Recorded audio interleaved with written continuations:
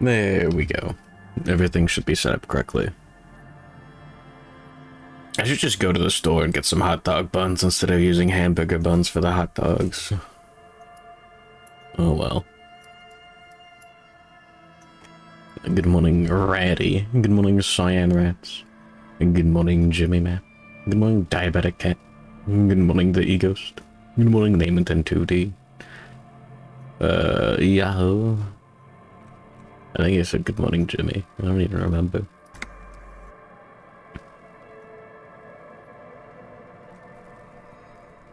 Video games. God, Harry the Wall looks badass.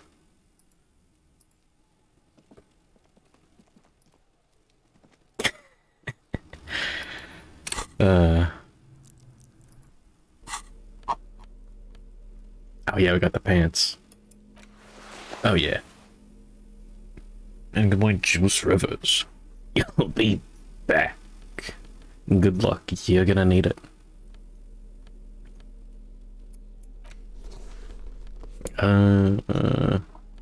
Yeah. Vino clouds.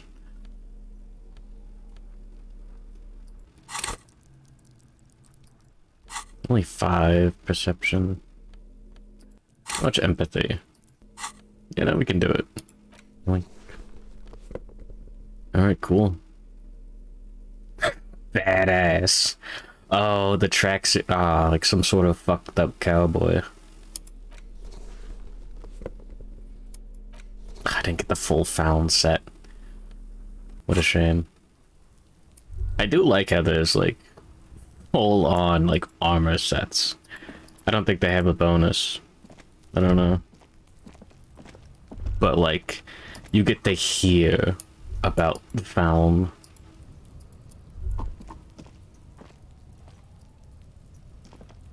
So good. The pile of Eternite looks stranger now that Kuno told you about his pad. Okay, yeah. And good morning, Mega Doubles. Because, unless Kuno lied, you should just be able to pull the panels aside. There it is. You see a shabby little door.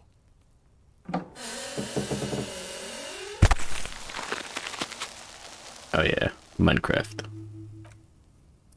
So this is the shack Kuno mentioned. Let's take a look inside there. What is in my right hand? It's a multi-tool. I can't look at it now. Pry bar +2.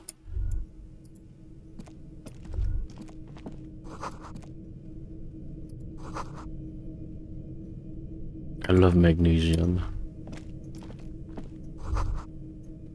Get out of the way or get fucked up. Alm slogan. Be still, my beating heart. It's amphetamine. Sweet amphetamine. The lieutenant isn't studying the powder in the mirror. He's studying you. There's a good vague way to ask where he stands on drug use. Professionally, I mean. Perhaps not. This is below our pay grade, detective. However, see that ladder there? It's probably to the industrial harbor, no? Oh.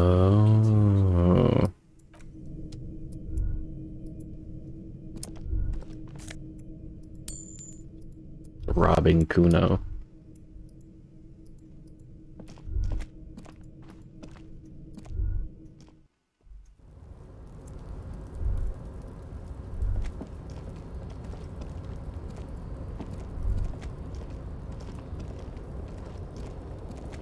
I'm not gonna question why Kuno has amphetamine. What do you mean?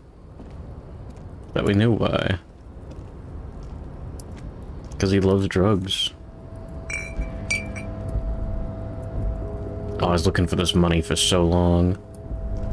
Yeah. Huh.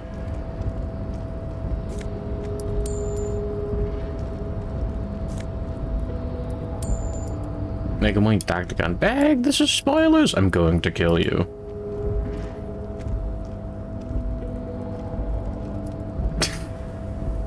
Good morning, Jack. Holy shit.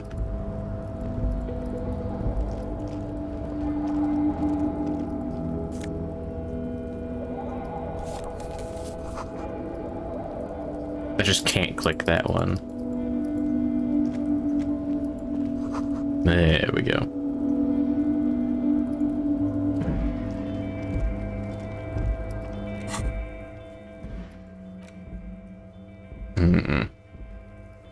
Oh, you can do the cargo container door. I almost forgot.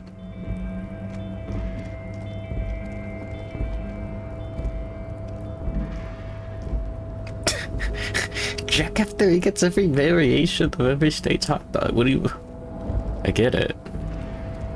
Holy.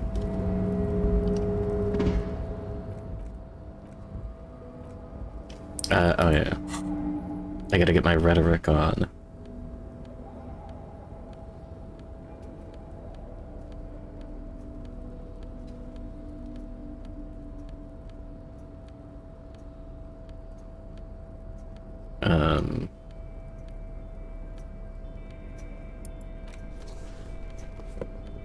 That we had a jacket for that.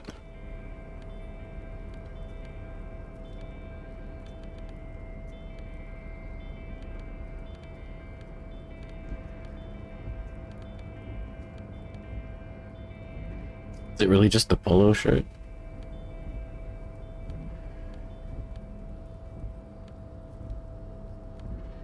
Hot dog tour. Hot dog tour sounds fucked up.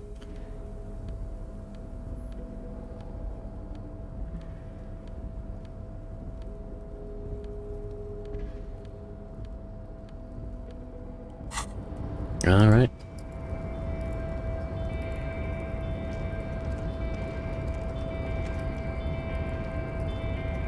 How do we get down?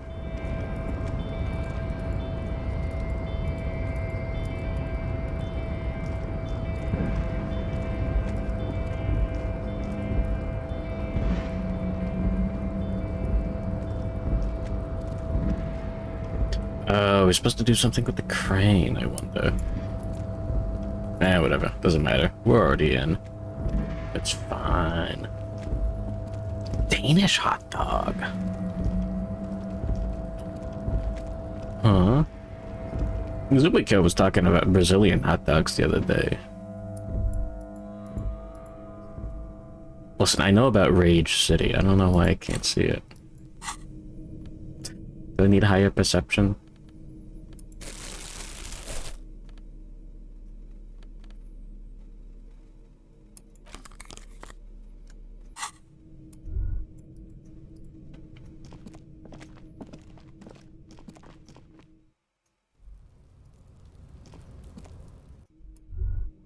Ah, whatever. I'll figure it out, or I won't. The Czech hot dog. I had a hot dog in a with a baguette as a bun the other day. It was fucked up.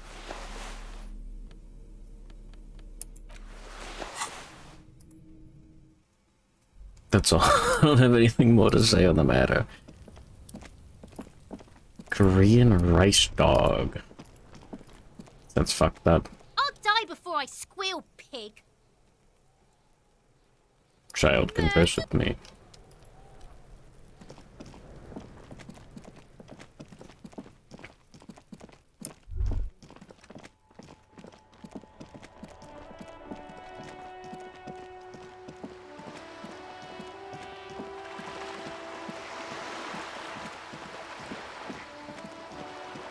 It's with the corn dog, but rice. Weird. Was it good? Trying to sneak up on me again? Trying to snuff me out? Get away, pig! I guess you'll never learn. Weird. The breakfast dog. I guess. A shabby door hangs oddly on its hinges, secured to the doorframe with a safety chain. An unpaid energy bill is attached, threatening to cut off the electricity. It's addressed to Mr. Uno Doroita. Your heartbeat quickens, palms go sweaty. The siren of amphetamine is singing you her song. And the place comes with 3 months' worth of utility bills. No response. The apartment numbers have fallen off the door, leaving the panel with a sticky 1 shaped shadow and a Sticky marker 1. 2. Nothing happens. It must be an ambush. Let's get your adrenaline pumping, just in case. You'll need to equip the chain cutters to enter. Snip right through the metal.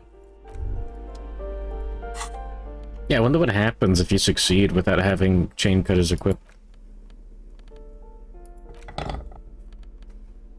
Kinda sad that the multi-tool doesn't work for chain cutters. The shabby door hangs oddly on its hinges. Secured to the door, it should be easy, but it's just an awkward angle. Motherfucker. Okay. The door doesn't really open wide enough to really get the cutters through. You can't get the leverage you need. And the cutters are blunt. And the chain is just super strong, okay? It's not your fault you can't cut it.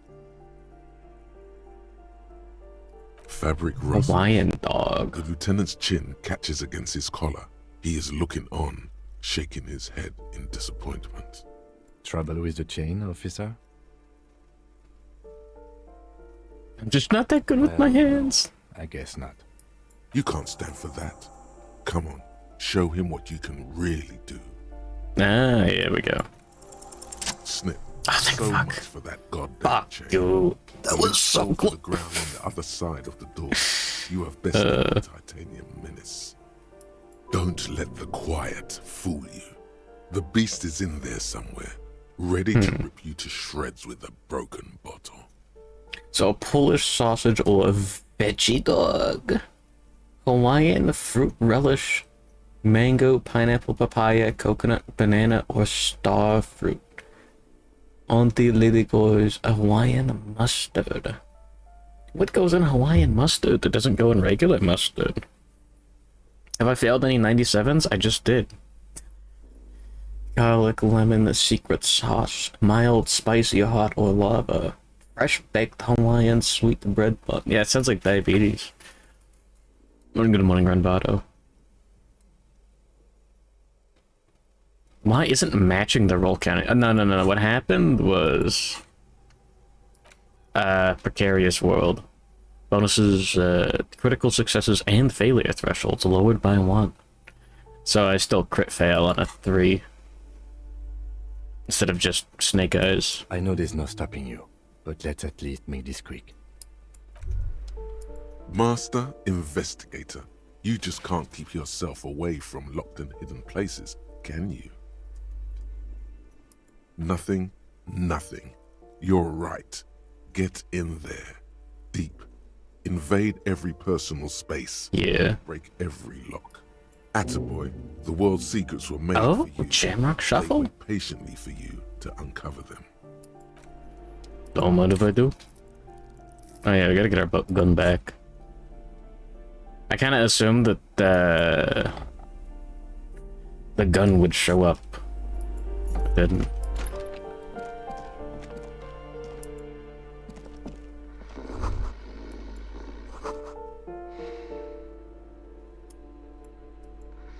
Wrinkled erotica.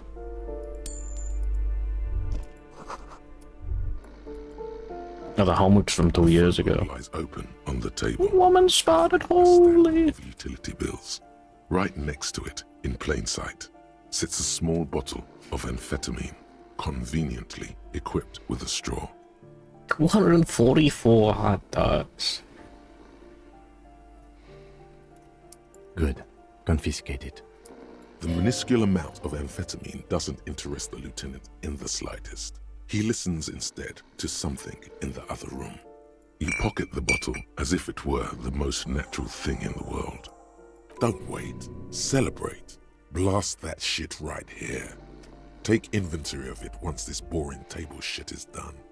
Women are only in video Blast it games. before you Yeah, there's one in the video game right there. Ooh. Rita, you're going to need the encouragement.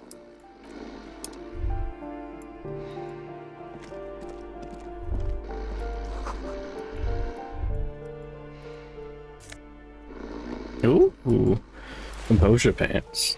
A bundle of clothes heaped on the bed. A stained parka, some towels and a duvet. Some socks even. I'm gonna find Gerwick. Oh, you should take speed. In the dark, it looks like a nest. Something underneath there is breathing. It doesn't give a shit that you're a cop. Stop your hand now, or you're gonna die. Your hand touches a greasy duvet, covered in cigarette burns and ketchup stains. You hear a growl.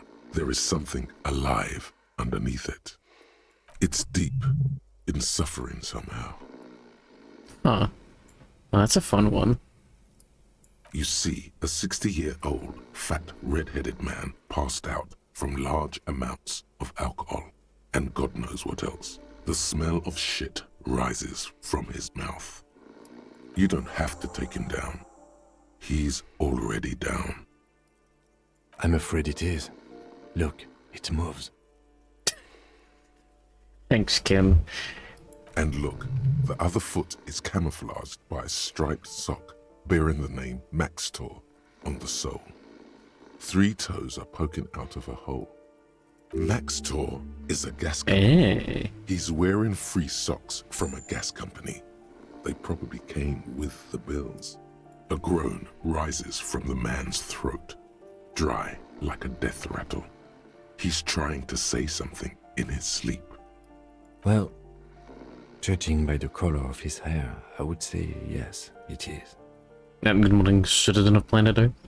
The lieutenant's right. The man's unwashed hair bears a familiar ginger tone. Even the hair on his chest is coppery. The light from the window falls into his half-open eyes.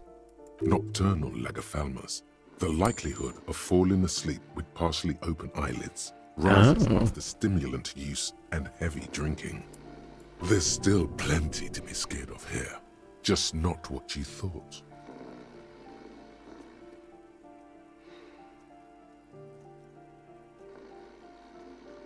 Expecting something worse. I think he's still quite bad. I mean, what he has come to. This man won't be feeding his family anytime soon. Not that he was, but at least he won't be beating his son.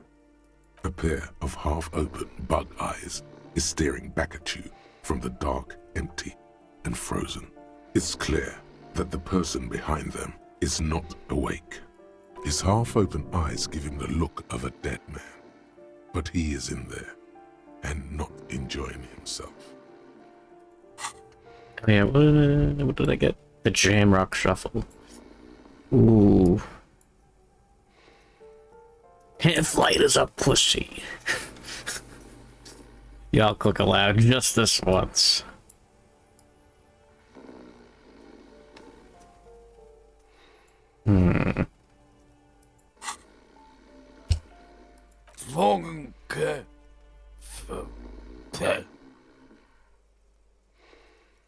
Look, he's trying to communicate.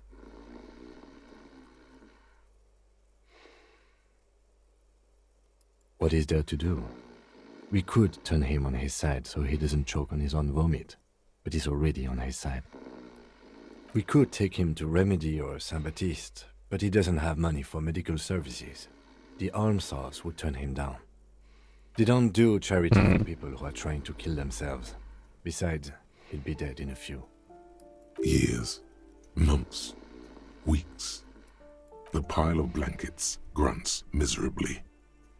Yeah, whatever. The man Oh, thank fuck I didn't fail it. but his tongue keeps failing him. It's impossible to make out the syllables. A hand emerges from the blankets, trying to gesticulate something. And then it dawns upon you, clear and surreal. Pigs, he says. He's trying to call you pigs. Fuck you. Die. His hand falls back on the bed, limp and defeated. A loud snore escapes his mouth. He's asleep again. At least he got to say his piece. Silence. Only heat emanates from the sleeping body. He wouldn't be too thrilled to learn you stole his stash. It was the last thing keeping him functional.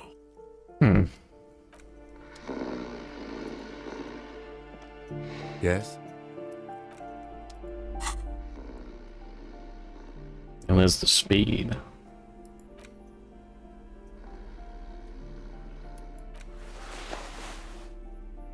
A composure or a physical instrument? Physical instruments at 7, Salvo affairs at 2. I could go up to 4 composure. Oh my god. Thanks for the pants, bro. It's cash. The Seaman Retention Society. I wish. I'm going Goy Vosna. Hey, in the mirror. Gaze in the mirror. You hear someone whoop a poor communard from the looks of it. The room is barely bigger than a closet. I don't really have any reason to go in there. Have I played before? I mean, I know some spoilers, but this is my first playthrough. Doesn't let me lock on the Kuno.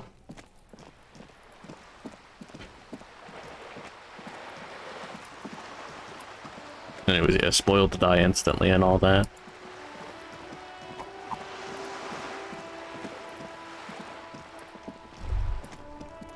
There. Working class drunk. You know what this means, right? Cracked it. All in a good day's work. What do you mean, what did I crack? Look at how working class that drunk is. No. Stop goofing around, recruit. No, it's not. Yes. And you found him. Now go and tell the working class woman. Protect and serve, recruit. Didn't she repeatedly tell you her husband isn't missing though?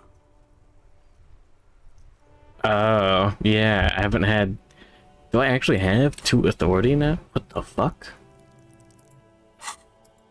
Oh, I'm not holding the thing anymore. Do marriages make any sense? Does honor? You're not a filthy philosopher. You're an officer of law. It's time to ace this case and not brood over your reputation. We can deal with the perception management later.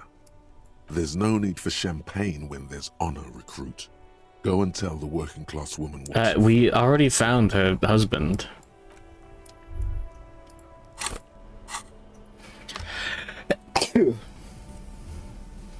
I haven't had very many authority experiences, because I only have like 2 in the stat.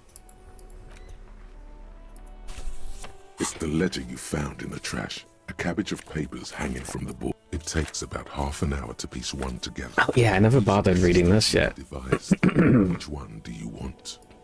Murder. Tum tum tum. At the hookah parlor.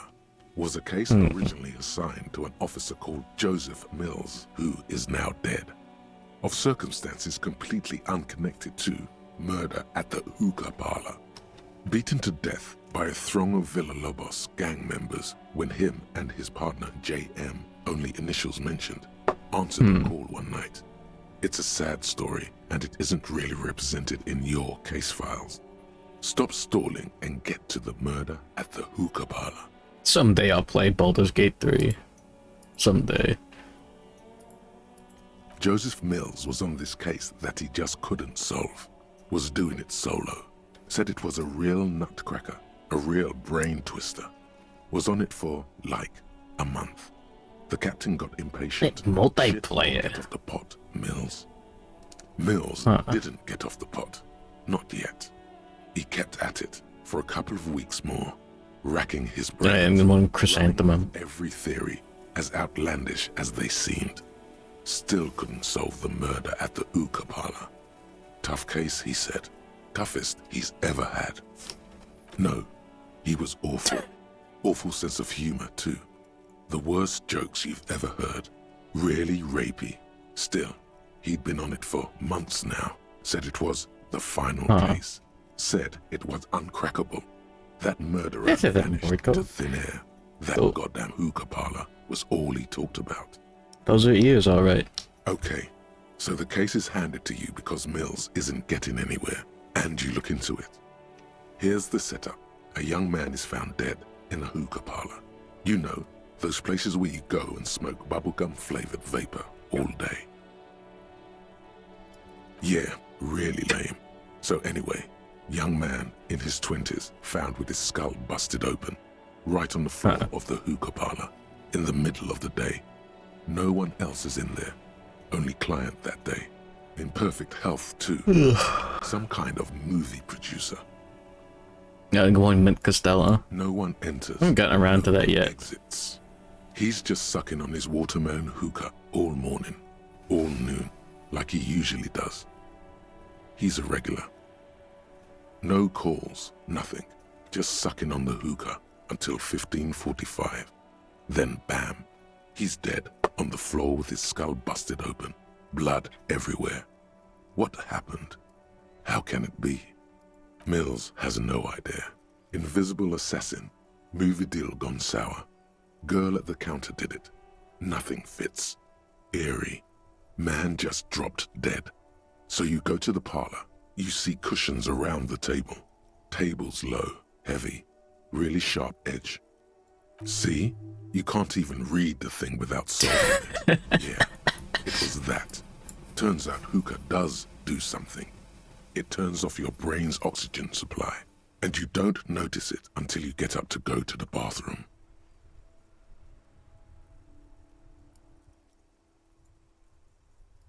Yeah, he liked his hookah. Stephen was his name. Jack, what is this? Square up, hag! Based. Google, show me hags. What them? Dark liquor from unworthy.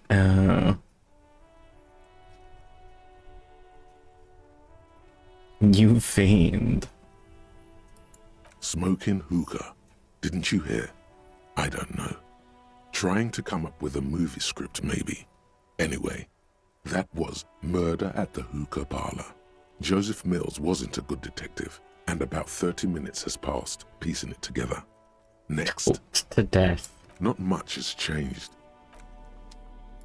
Yeah, I'm gonna assume I'm gonna get some sweet encyclopedia points for playing Suzerainty.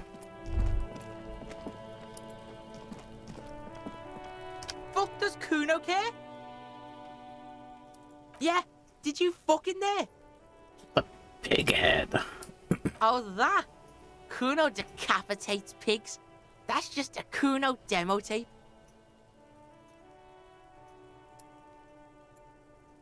Yeah, to the both of you, watch your ass in Kuno's town, or Kuno's gonna fuck your head off. That's where Kuno gets his daily hit of electric. Kuno Shazam.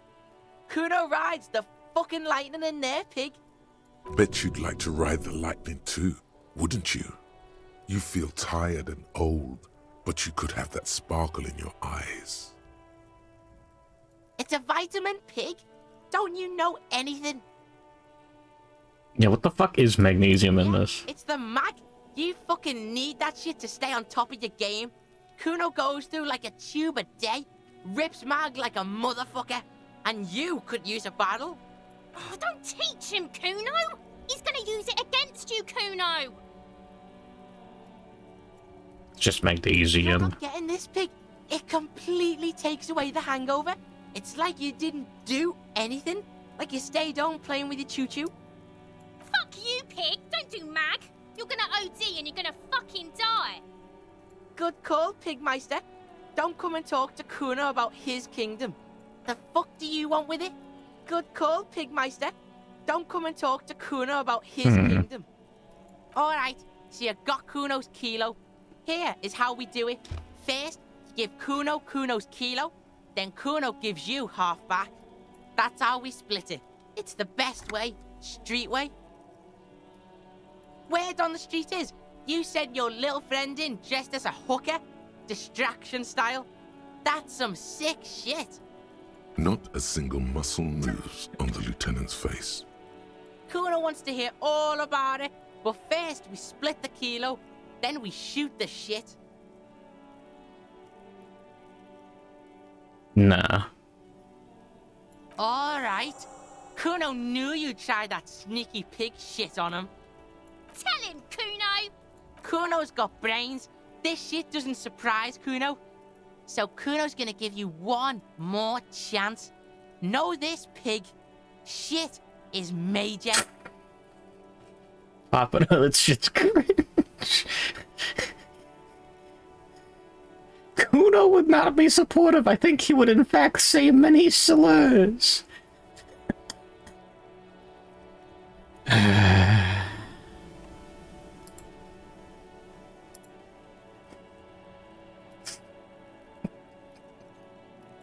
Major fucking choice, pig. Kuno won't take this shit lightly. The pieces are moving, pig. This is fucking domino shit.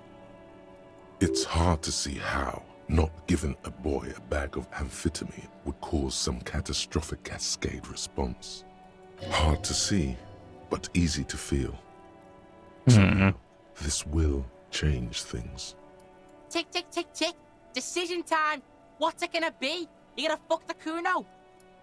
Alright. You fucked the Kuno. Everybody, Kuno got fucked by his pocket pig. Just when we getting our business on, the pig throws it all away. I told you he can't be trusted. Don't give the kid speed. I told you he'd steal the shit.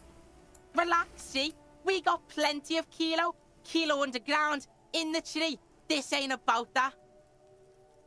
This is about you and Kuno. You mismanaged this shit.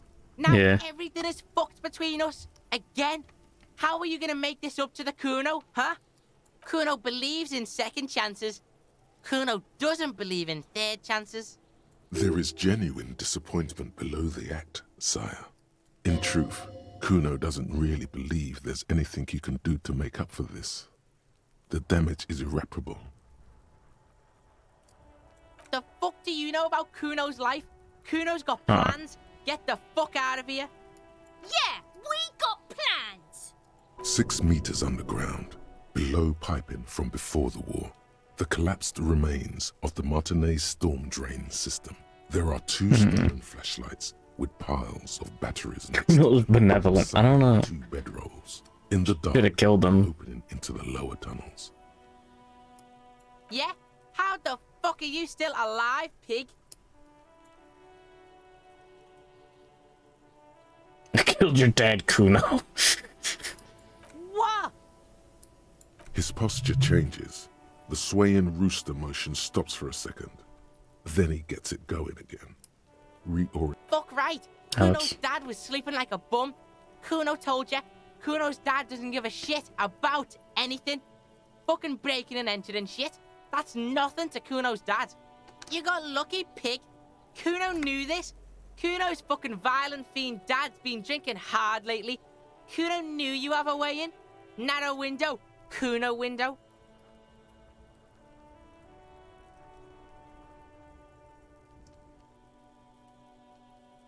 Yeah. No, he's nothing. Dad is fucking nothing. Fucking coma shit, stroke shit. Kuno's dad is so fucking violent. He's had a stroke many times. Shit. Kuno's gonna have one too. Gonna be just like Kuno's dad. Speed shit, crime shit, fucking on the bed. Kuno's gonna go out like Kuno's dad. Revachol West style. Stop saying all this sad shit, Kuno. There's a touch of grief in there. Fuck you talking sad? Kuno's got hard shit, death shit, nothing shit. Get your fucking nun-ass out of here before Kuno fucks it dead. You think 'cause you took Kuno's speed, Kuno's gonna sub like a turn into... Kuno ain't turning into shit. Kuno is that shit. If he doesn't stop soon, he's going to collapse from exhaustion. He's red all over. Kuno won! Oh, you won, Kuno! He did not win. There is a crack in there now, and it's spreading across the face of his certainty. Yeah, so fucking what? Fuck are you talking to Kuno about that kiddie shit? It's a lame name. Just fuck with them. He's trying to fuck you again. Fuck out of here. Kuno knows it's fucking lame. Uh. That's why Kuno changed it. Kuno can change his name into anything. Gonna change my name into Don't change your name into that, Kuno. fuck right there where? Fucking 3 years or some shit. Yeah, that's right. Kuno's dad doesn't give a shit about that electricity and light shit. Just wants to pound on people and drink.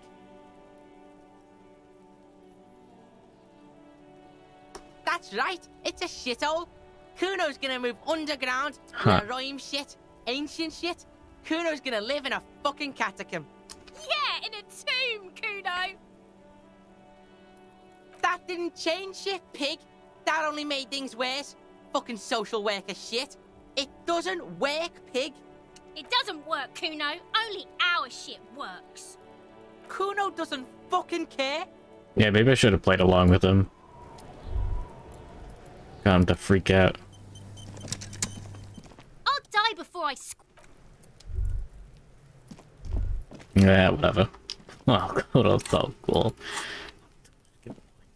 Holy.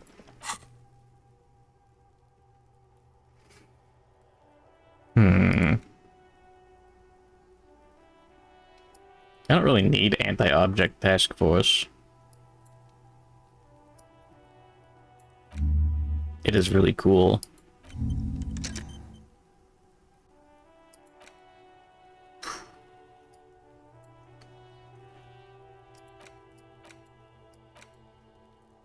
Do you have the Jamrock Shuffle? You know what? Sure, why not? Should have told him his name is lame.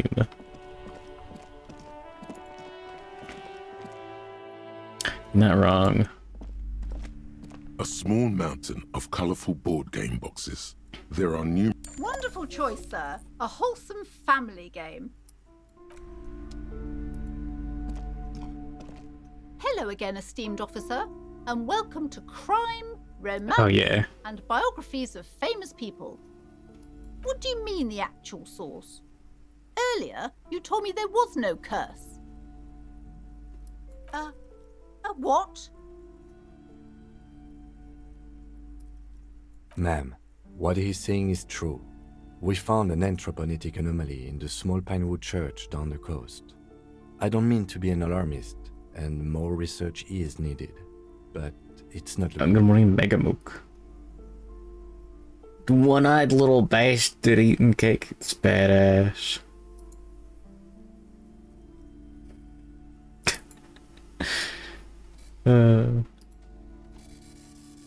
Jimmy as a dog.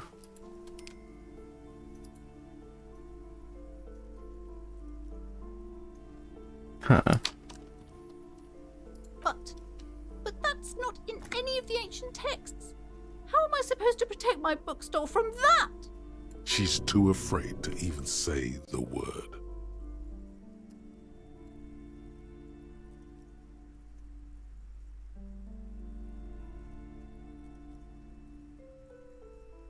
You're right, officer. I mustn't lose faith, especially now that Annette is finally settling in at school and making friends. No, we can't just leave. Besides, didn't I have some Sailite hope catchers round here somewhere? I must find them. Everything will be all right if I can just find them. Thank you for your help in any case. You're welcome back here anytime. Yes? What about me? Good.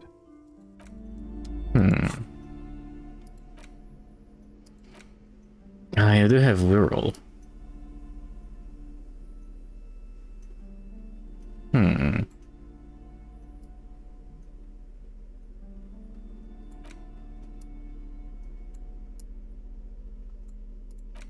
Large letters on the front form a title. Wirral. The colorful box is illustrated with bucolic vistas. The cover art also features odd-looking humanoids. Some short, some taller, some with pointy ears, others with ephemeral wings. Text underneath the title in smaller typeface reads, 3rd edition, Mega Setting Supplements Module. Wait, how do I get the core game? Fuck. a sword and sorcery adventure board game with new maps and miniatures. Mysterious things rattle inside. What could they be? Dice? Plastic miniatures? No, good morning, Stinky A Peanut. fantastical alternate world full of magic and wonder? None of that witless man from Heimdall, fascist dross, hidden behind faux realistic allegory. Wirral is no cliche-ridden apologia for colonial violence. Wirral is pure imagination. Good night. Go away and Vazana. Sleep tight. Don't let that bed bugs bite. Don't forget to play Whirl. It's not. It's for pansies. The man from Heimdall is way more awesome. Thank you, Rhetoric, for being correct. A blurb on the back reads, tired of the tedium and toil of modern life? Escape to Wirral. Leave behind Isolas and nations with their petty squabbles. Discard electricity, magnets, and boring technological widgets. Succumb to a world of high pasternal fantastique. Unleash your imagination and create an adventure of endless possibilities. Discover the terrible secret threatening Wirral. Can your band of adventurers save the world? Exactly. That's the spirit. All you have to do is read an intricate rulebook, study an assortment of maps, unfold the illustrated game board, and start rolling dice. In no time, you could be romping through grasslands with low-level characters, hunted by Iskala riders, or battling unspeakable monsters in endless dungeons fraught with danger and despair, conjuring up forceful magics to aid your quest. Good morning, Scissors Man Dan. Don't forget heated arguments escalate into physical confrontation with your friends. And beer. Lots of beer. And most importantly, never forget to rage quit if the dice don't go your way.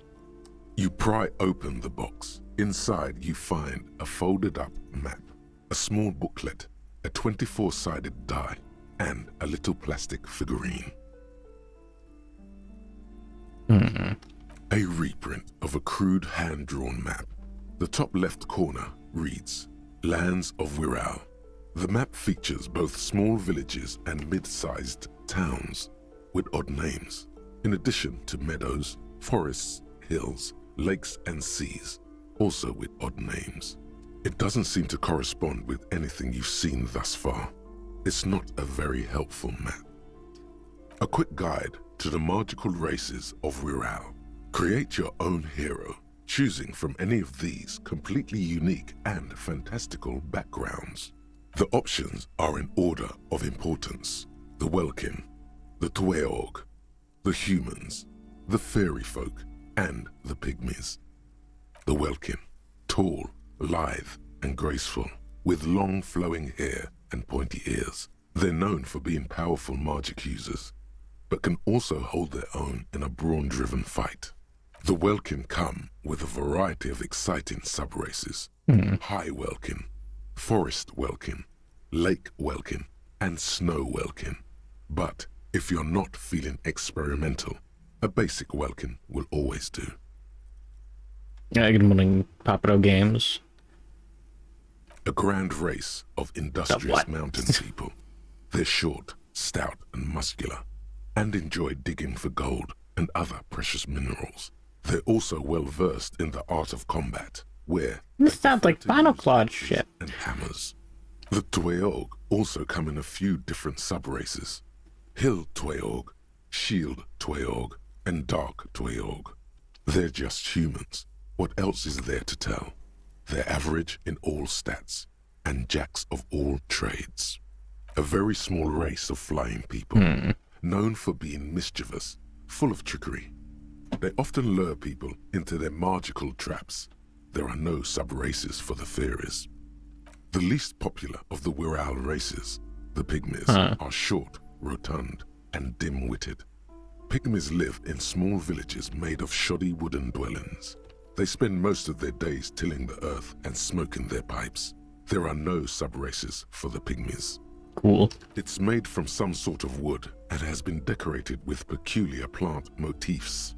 You don't know much about dice. This one looks pretty damn fancy. You place the die into your pocket.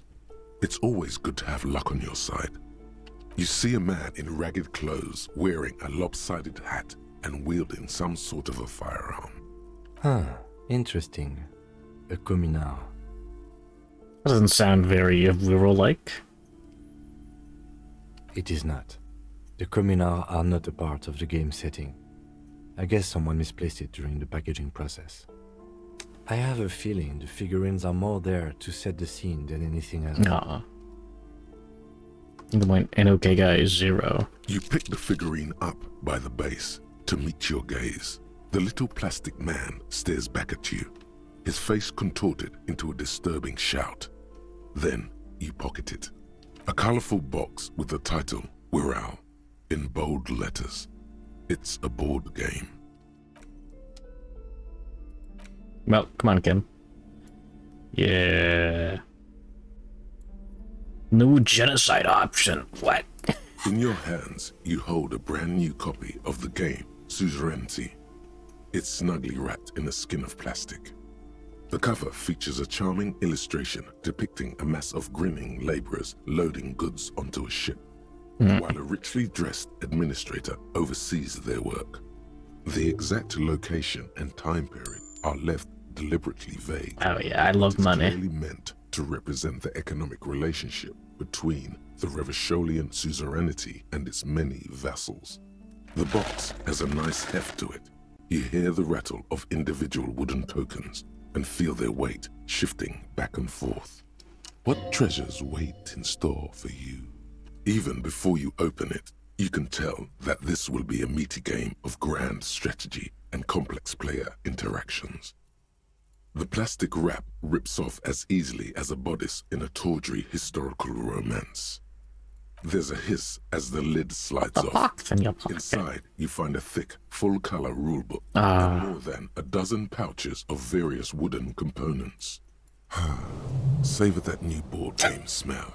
A mix of wood, paper, and ink, all wrapped in the sweet must of cardboard. Oh yeah. Welcome to Suzerainty, a game of economic strategy for the whole family.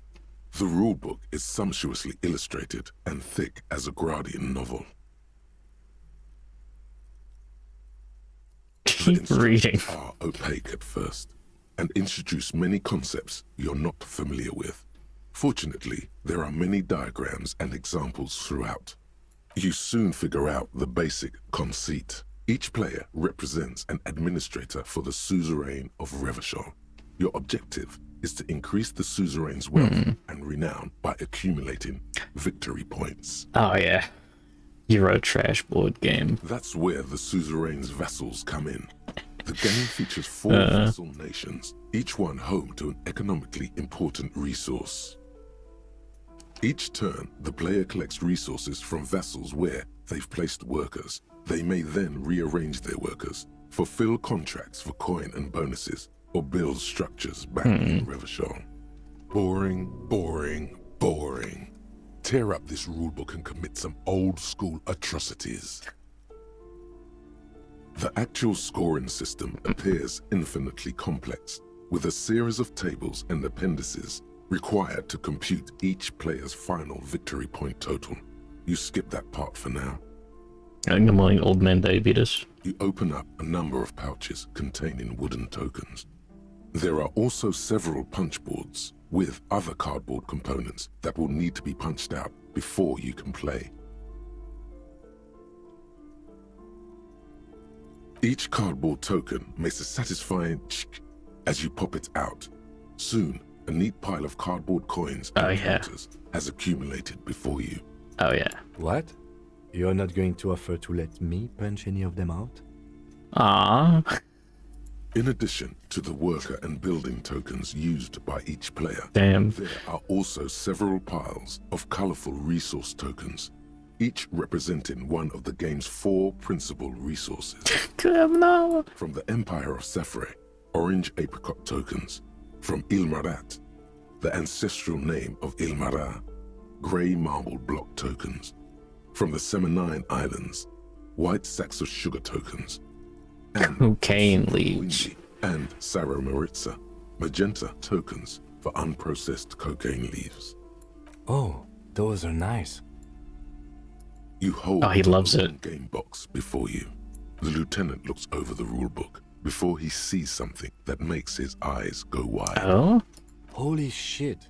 The average playing time for this game is 1 to 6 hours. I'm not sure we can afford to set aside that kind of time for a game. Okay, hold on. This is super important.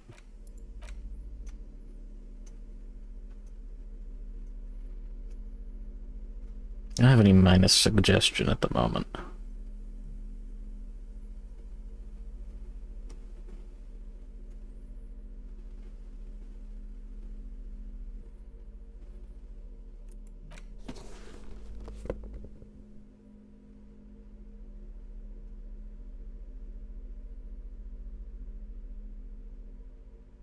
A lot.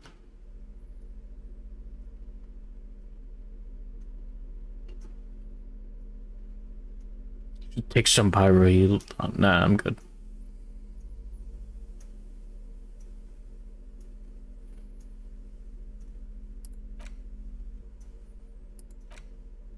Oh yeah. Oh, that unlocks some checks. Interesting.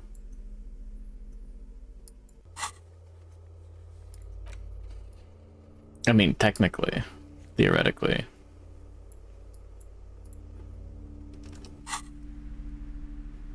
Yes?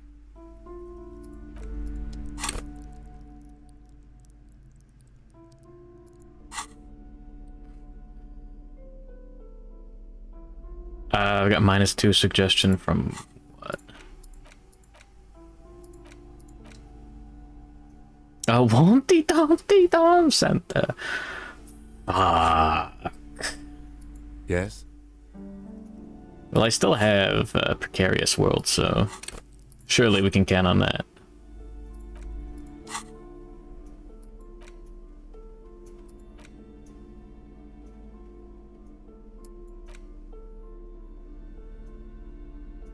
Alright. Do you want the yourself? That's so much XP. The Suzerainty box is heavy and slightly off. What is detective work if not an elaborate game? You need logical inference, attention to detail, the ability to analyze your opponent's motives. I do feel like my thinking has become somewhat rigid. Maybe Oh, yeah. a diversion to keep the mind limber. Oh, is yeah. Just what's in order. See? He's doing the hard work himself. All he needed was a little nudge. Alright, you've convinced me. How do we play? I read the rules. You explain the basic setup procedures to the lieutenant, who seems to be a quick study. You each take your bag of tokens and counters and unfold the board between you. In the center is the crown of Revachon. Radiating outward are her colorful vessels, each one supplying some raw material desired by the suzerain. Hello, Lithgil, and I purebreathed my friend to drink. Quite the opposite. Apricots from Safre, archaeological treasures from Ilmarat, sugars from the Seminine Islands, and magenta cocaine from Supra Muindi and Sarah Maritza. There's also a neat little log to keep track of your progress, in case you need to put the game away and return to it later. The lieutenant goes first. He draws a contract card and moves several of his workers to the Safre territory of the board, and the others to the Seminine Islands. Alright, detective. Your turn. You have a few options available to you. Will you try to fulfill contracts right away, or rearrange your workers to maximize production on future turns?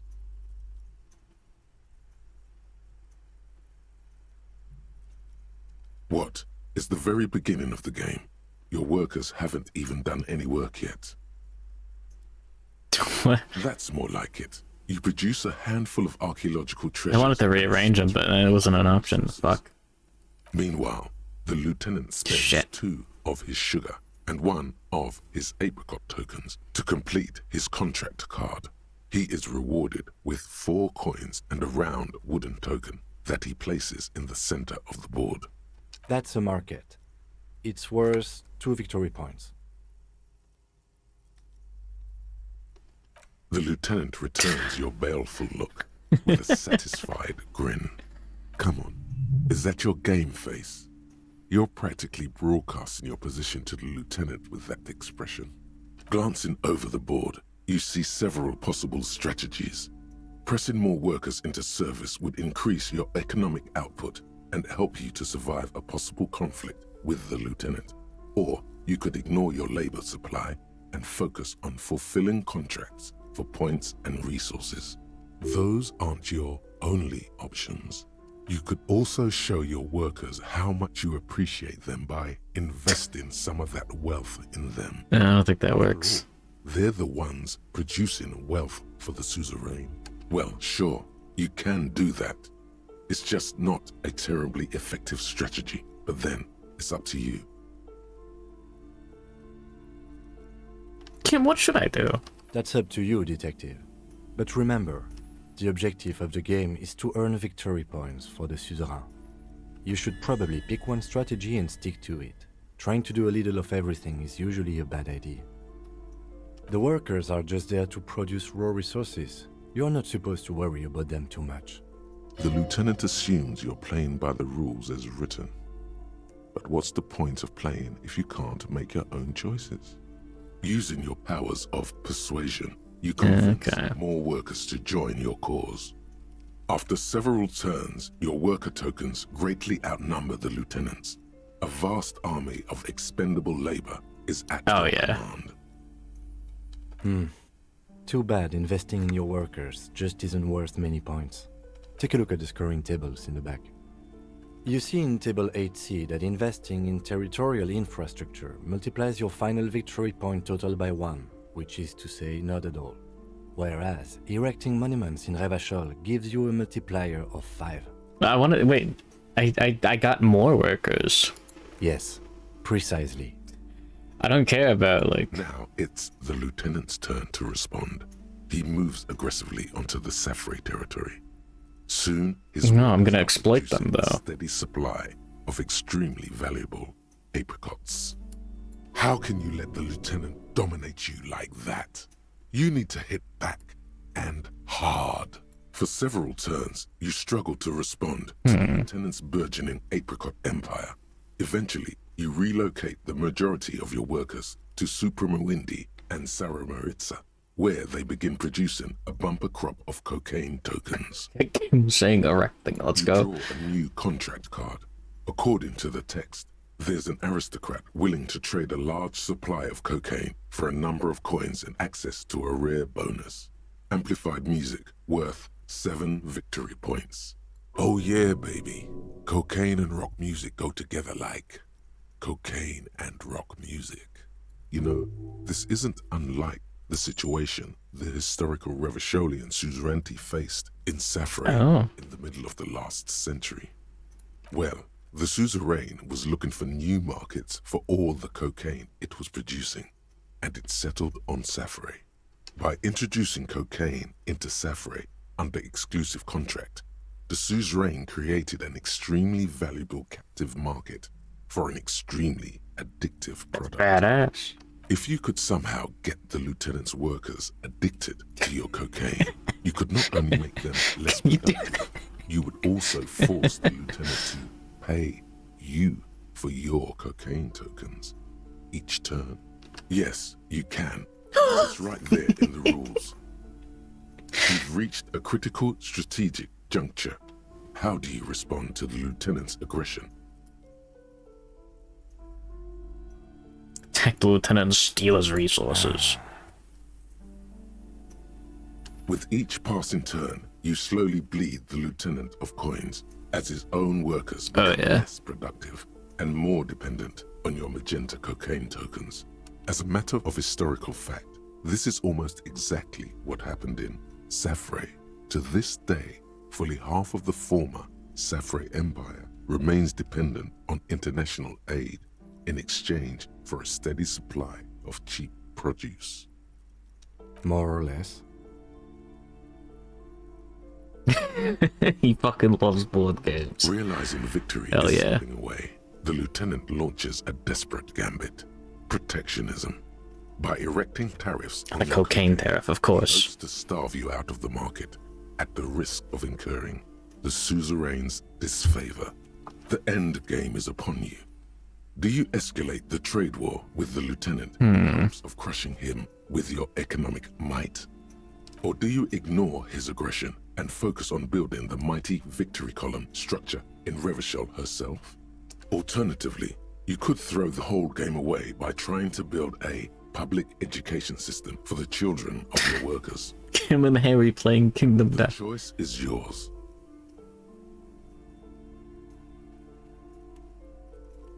Building the ultimate structure requires diligent economic planning, Ah, shit. which you completely fail to do.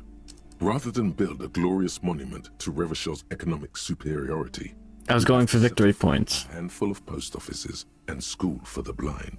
A risky gambit, detective. Sorry it didn't pay off. That might have helped, yes. Now, let's tally up the scores, shall we? Computing the final scores is almost a game unto itself. You each spend an inordinate amount of time making stacks of coins, consulting tables, and struggling with basic addition and multiplication. After double, then triple checking your maths, you have your final score. 15 victory points. The suzerain will not be impressed. I've got 26 points. Don't be glum, detective. There's always next time. Figuratively, I mean. There's no way we have time to play this game again. Now, let's clean up and get back to work. You hold the open game box Ah. before you. Badass. The Jamrock Shuffle. In a way, yes, you are treasure hunting. Most officers from Precinct 41 do what is called the Jamrock Shuffle, cracking open containers. Most of them are from Jamrock or Coal City, the poorest parts of Revachol, that also overlap with the network of rural I care, catacombs plus having called fun, Leroy, plus victory just points. beneath the streets. As children, you would all go underground hoping to find treasure and come back with a rat's tail or a used needle. That playful curiosity must still be in you. Who knows? Maybe one day the orb de cocaine Mortal, skull. the Holy Scepter, and the Cocaine Skull will all be yours.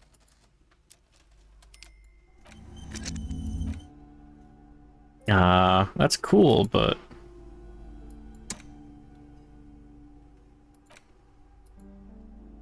there's no way that's worth it.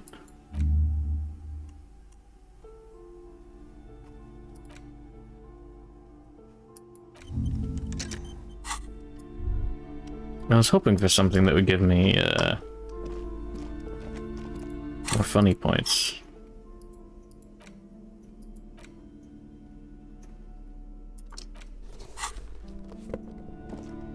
Fucked up looking cowboy.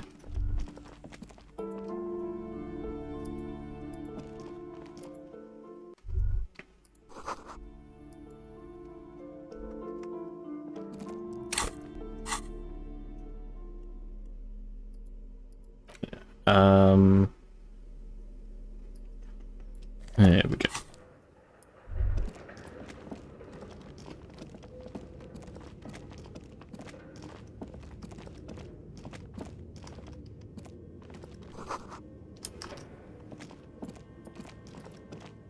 Your flashlight, some of the writing. Probably don't know anything new about these. This the whole thing. Yeah, whatever.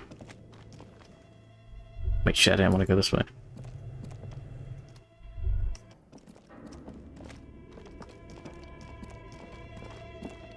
Too bad we already bought a dice. Oh, it's you again. Are you looking for a die? You mean the curse that I'm spared of because I live outside its immediate reach? I'm listening. Just say it. Excuse me? A 2mm hole in reality? This can't be true. I'm afraid it is, ma'am. Sona Lukanen killed the former lead programmer of Fortress Accident made the discovery. Sona is involved in this? So it's even worse than I thought. It's not just the commercial area that's cursed, it's the entire world. She looks outside the window when daylight has filled the yard. just Martinez? In any case, thank you for stopping by. Okay. It's good to have an answer, even if I can't claim to understand it fully. Huh. Well, back to, good morning, Serbio. Back to Everard.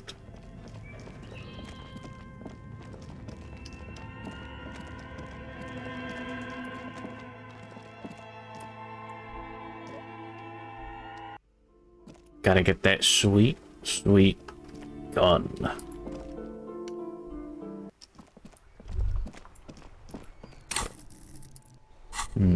Crowbar +2.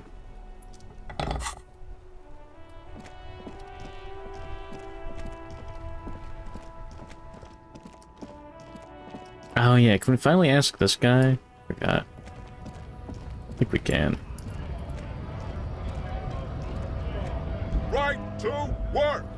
Right to... What's it to you? Am I a sub? Every once in a while, We're all workers, right? Workers stick together. Came from the eminent domain. Oh, Drama did something new. Backgrounds in odd jobs, heavy lifting, cargo hauling, bouncer work. I know the drill. a monstrous shadow high above the fire traps of the domain. The 881 life in the Yeah, I did below. this. Broken down, battered people, mill. Yeah? What makes you say that? Damn it. Anything else from Mr. Mario? Hola, Wandering Man. How can I help you? Yeah, the janitor who gave me the key to his apartment said the guy's a bit of an asshole. We're all busy concentrating on racist mugs. Like I said before, I don't know much about this weasel, but the bossman said he's a real piece of work. Thanks for helping out, friend.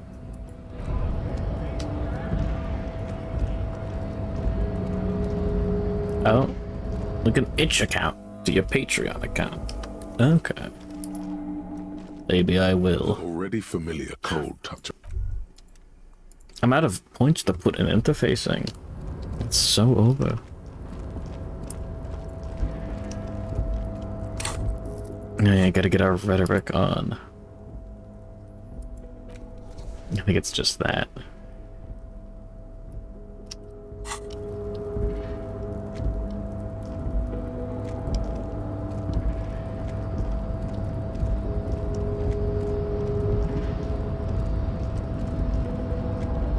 I don't really need the money anymore, but... You're back before the cargo container.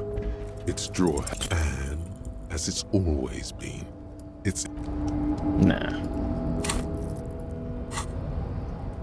I do know what's in there.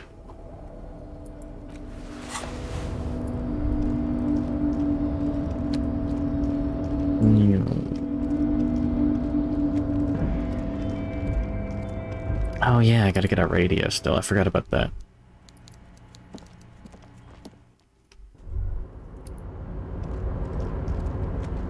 Oh, hey, mister. I knew you'd be back. No trouble at all, mister. No trouble. Aw. What a shame.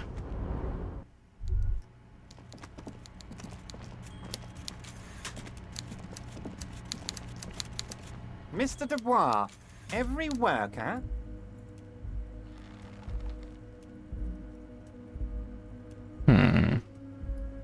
That's right, Mr. Dubois. I see the socialist democratic fervor now burns in your heart, too. Yeah, How shit. can I help you today? Should have done something to make him call me a retard. I'm very glad to hear that, Harry. One question. You didn't actually happen to stumble in and see what's inside the apartment, did you? He's trying to figure out if you're lying.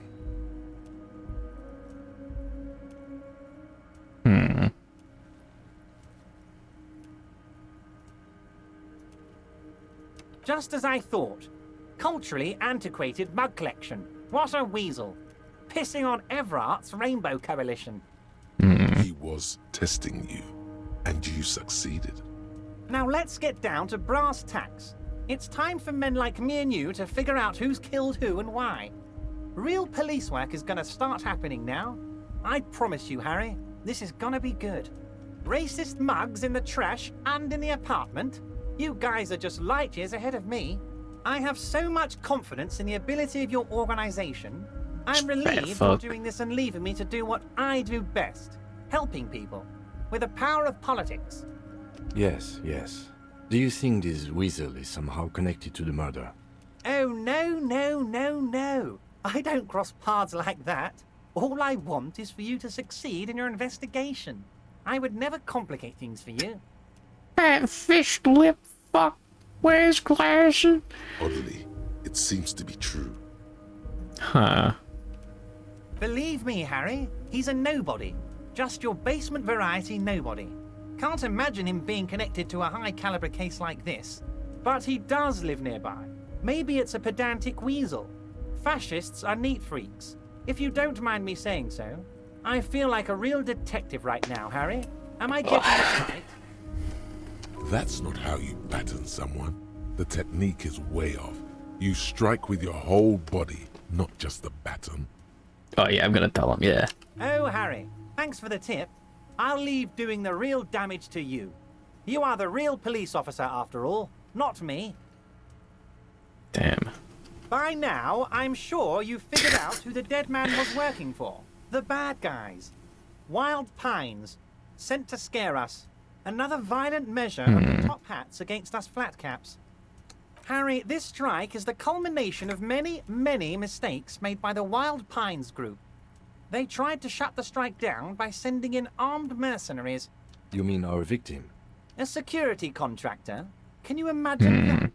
Workers standing in peaceful protest, united in the spirit of fellowship, and they send hired killers to mow us down with machine gun fire?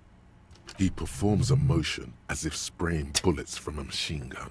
What a shit. I'm talking beasts. Hardened killers from proxy wars in Yisut, Semenine, Saramaritsa. You name it, they've done it. Raping, killing, burning villages, killing little children for the Senorita Pineapple Company, Harry. Those Senorita Pineapple people are scary motherfuckers. Decimating your state if you don't give them your pineapples. Everything they did there, they brought over here. They want to turn Revachol into a third world slum. Honestly, the only thing they didn't do is kill the village elephant. Oh, I gotta know. No, Harry, the elephant is metaphorical and so is the village, but the mercs and their brutality are very real. Now, I haven't personally witnessed the brutalities out there. I have the luxury of staying in my container, you see. If I need to go somewhere, they just move my container. Yes, I'm an old man, Harry. My legs aren't what they used to be. They lift my office with that big crane. It's actually very fun. You should try it. It's fucked up. You don't just smack up an elephant. Swinger fruit? Pineapples? I mean, this is just like 90% of this is just real history stuff. But yeah, no, they did that back in the day. That's why it's called a banana republic. But enough about me and my fun container.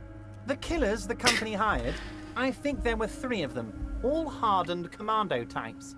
One of them got downright suicidal, getting drunk, violent, a little rapey. Even their own negotiator couldn't control him. That's your boy, the one who likes hanging out and trees. By negotiator, you mean Joyce? Harry, what you need to realize is, we dock workers are not pushovers. We got grit, Harry. This whole neighborhood does. Push us hard enough and we push back. And when we do, we push to kill. An entire neighborhood of killers. Potentially, Harry, potentially. We got arm wrestling champions, rowing club people, ex-coal miners, tough guys, all ready. That was Standard Fruit Company, yeah. United Fruit Company. There's a militant wing inside the Union. A group of people whose duties don't involve manual labor, but peacekeeping in the neighborhood, making sure everything runs smoothly. Yeah, what do you mean pineapples are the official fruit of swingers? That sounds a bit like organized crime. They're like you guys. Idealistic people who want to make sure bad Moving things mince don't from happen. the crane and dropping it in the ocean. well, punishment must follow. He doesn't know. I know the bit where the cat from prequel does the pineapple trick. Again, that sounds like organized crime. I think a yo-yo's involved. I don't remember the bit. So these idealists killed our victim? One day Titus Hardy, leader of this peacekeeping faction, comes up to me and says, "Boss, socialist democratic fervor drove us to take it upon ourselves to kill this beast that was burdening the land." He probably worded it differently, but that was the idea. Sure sounded to me like they killed him. I gave them 2 weeks paid leave and told them to lay low to avoid retaliation. Prequel still exists. Aren't you worried we might arrest them for this? Oh, I'm not at all worried about that. These are not the kind of men who get arrested. They're Martinez boys, tough and gritty.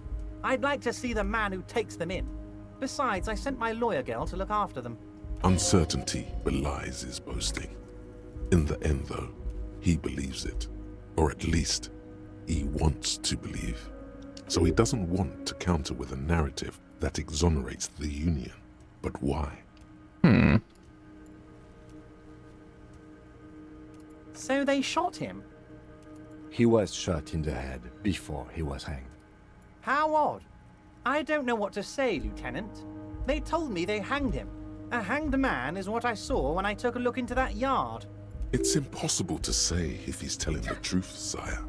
You can't. He never looked into the yard. What I do... Doesn't have a fucking window. The case is in safe hands. If anyone can get to the bottom of this shot and hanged man, it's my 2 little policemen. Godspeed, policeman. How do I know? Let me tell you about these people. That's their MO. It's what they do. Last winter, some poor workers in Terminal E went on a little strike. The company sent in Sediment, a security contractor. The strike was over the workers' right to wear protective footwear, Harry. These guys turn up and start beating people. Tell you what, Harry, I wouldn't be surprised if we got the same mercenary company after a little rebranding. And I'm sure as hell not surprised to see an army of scabs under my gates. So you believe the scabs were organized by the security contractor? You said it.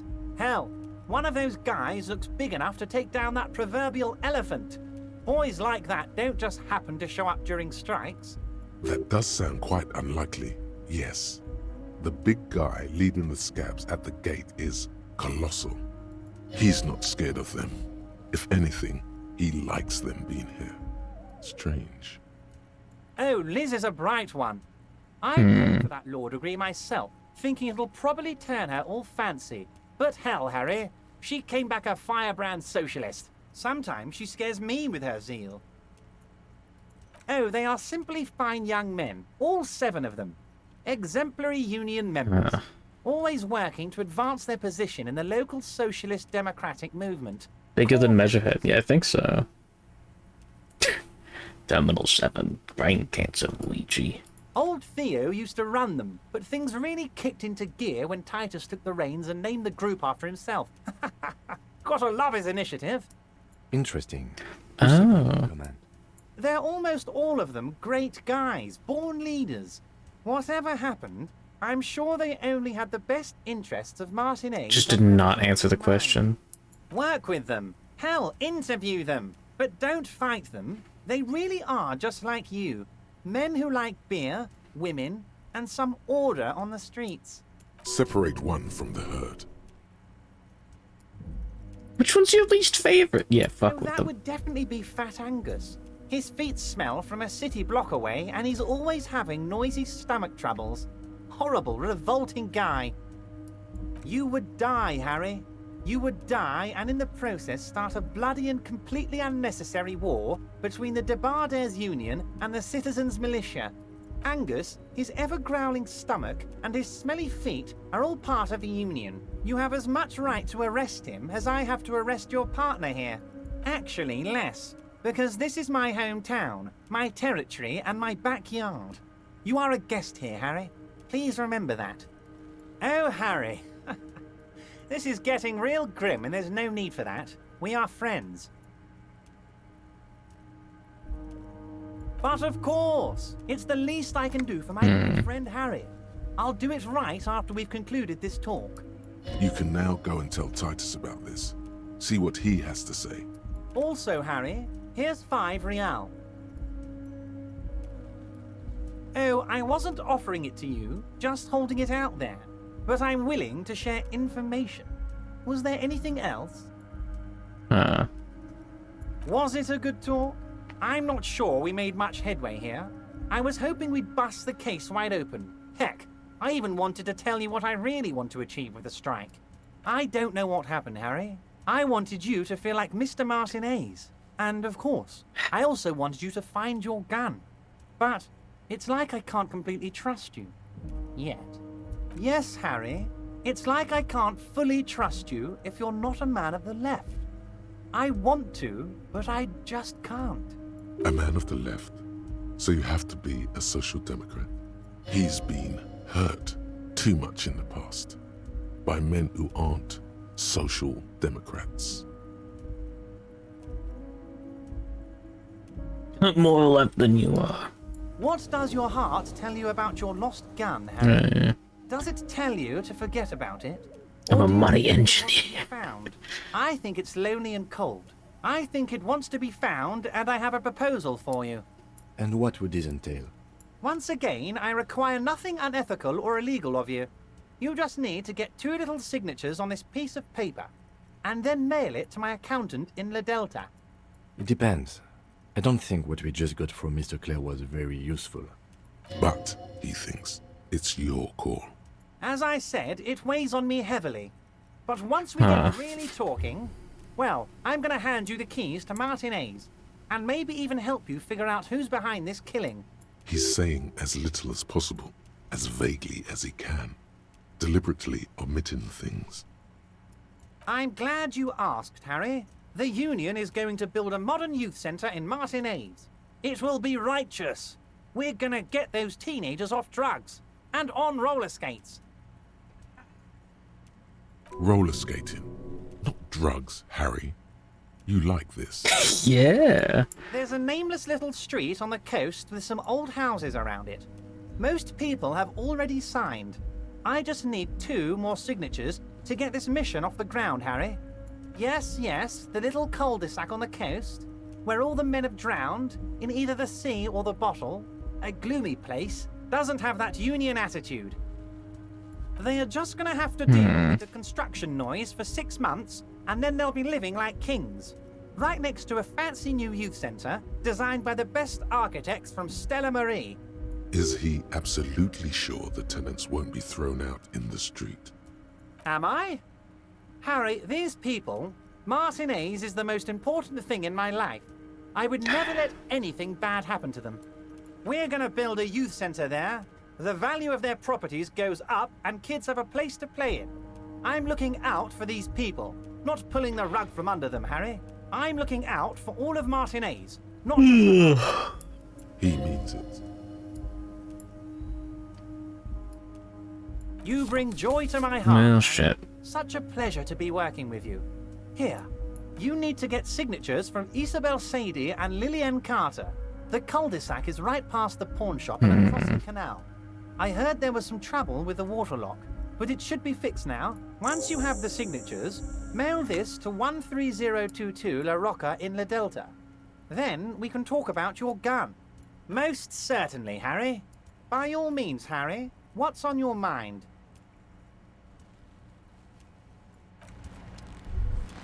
Well, shit. Lie immediately.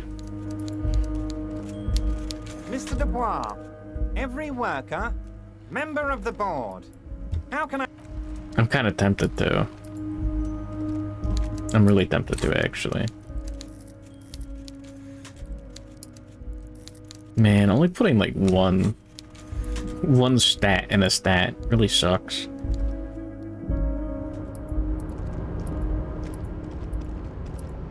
Only being able to do each check a couple times. Bullshit.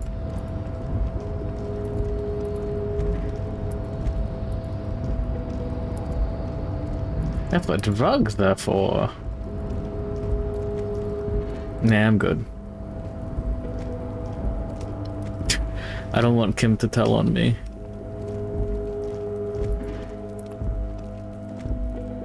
This is the night watchman's booth. The name on the door reads René Arnaud. René left his uniform neatly folded on the table. I suppose René is not going to be needing it anymore. It's a bit too colorful for my taste, though. Fantastic. Try not to wear it with other similarly colorful clothes, okay? Feel kind of bad, but... Oh! That looks badass. What's in reaction speed? I'll take the composure.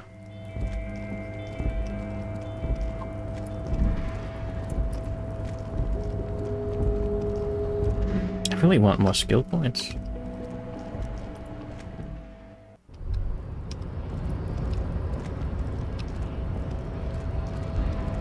I'm supposed to... Oh yeah, the cryptozoologist.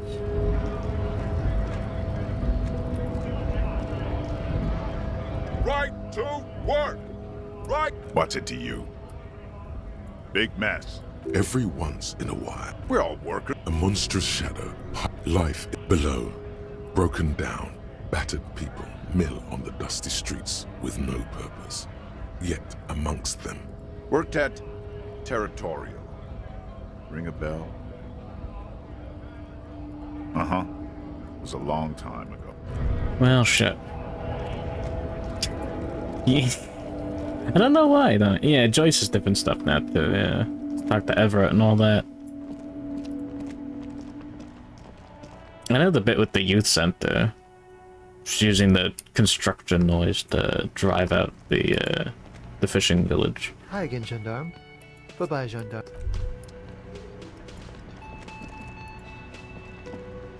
Always a pleasure to see an officer of the law. I mean, officers. Damn it. Nothing like the gratitude of a good woman. Now then, what can I do for you? he tries to play it cool, remain professorial, but inside, this man is itching for some news on those traps. Good. Okay. And? Completely empty?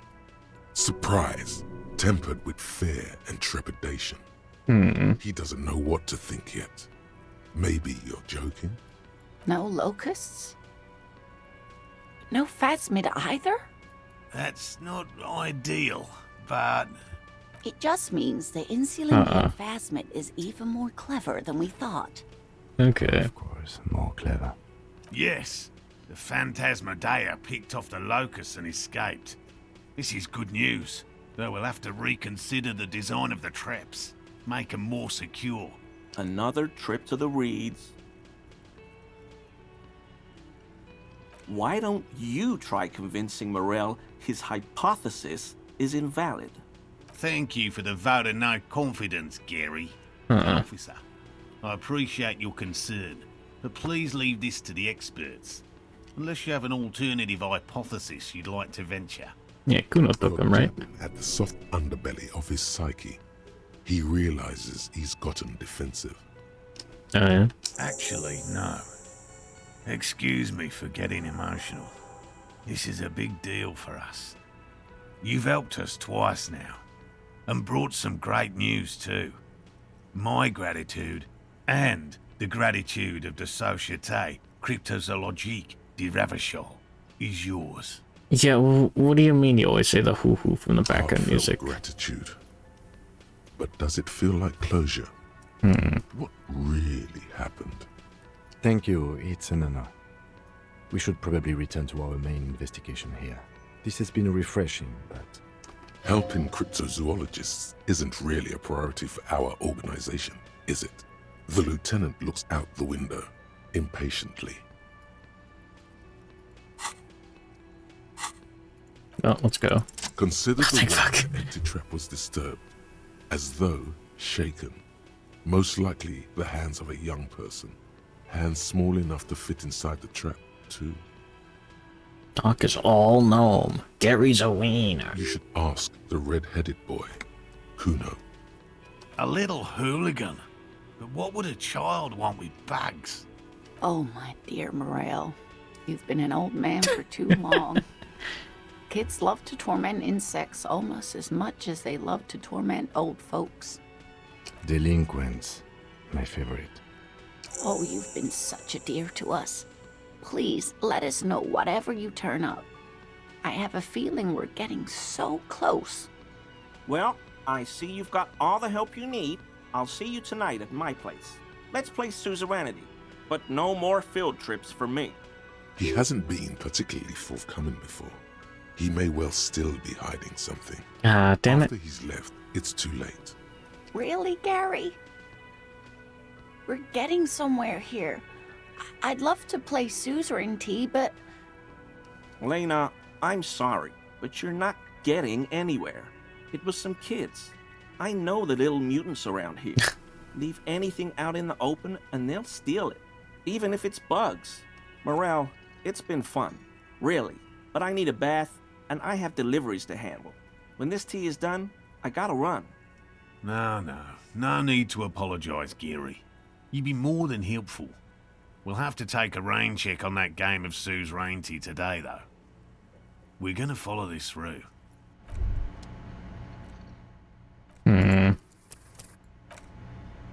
I'm not gonna save Scum.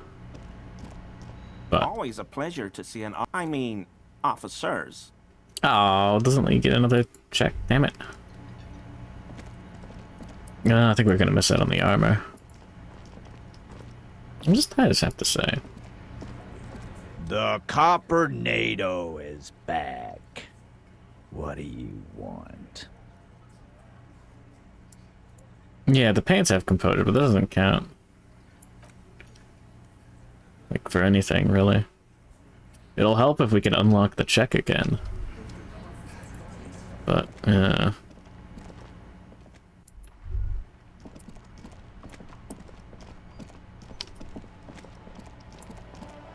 Well, beans.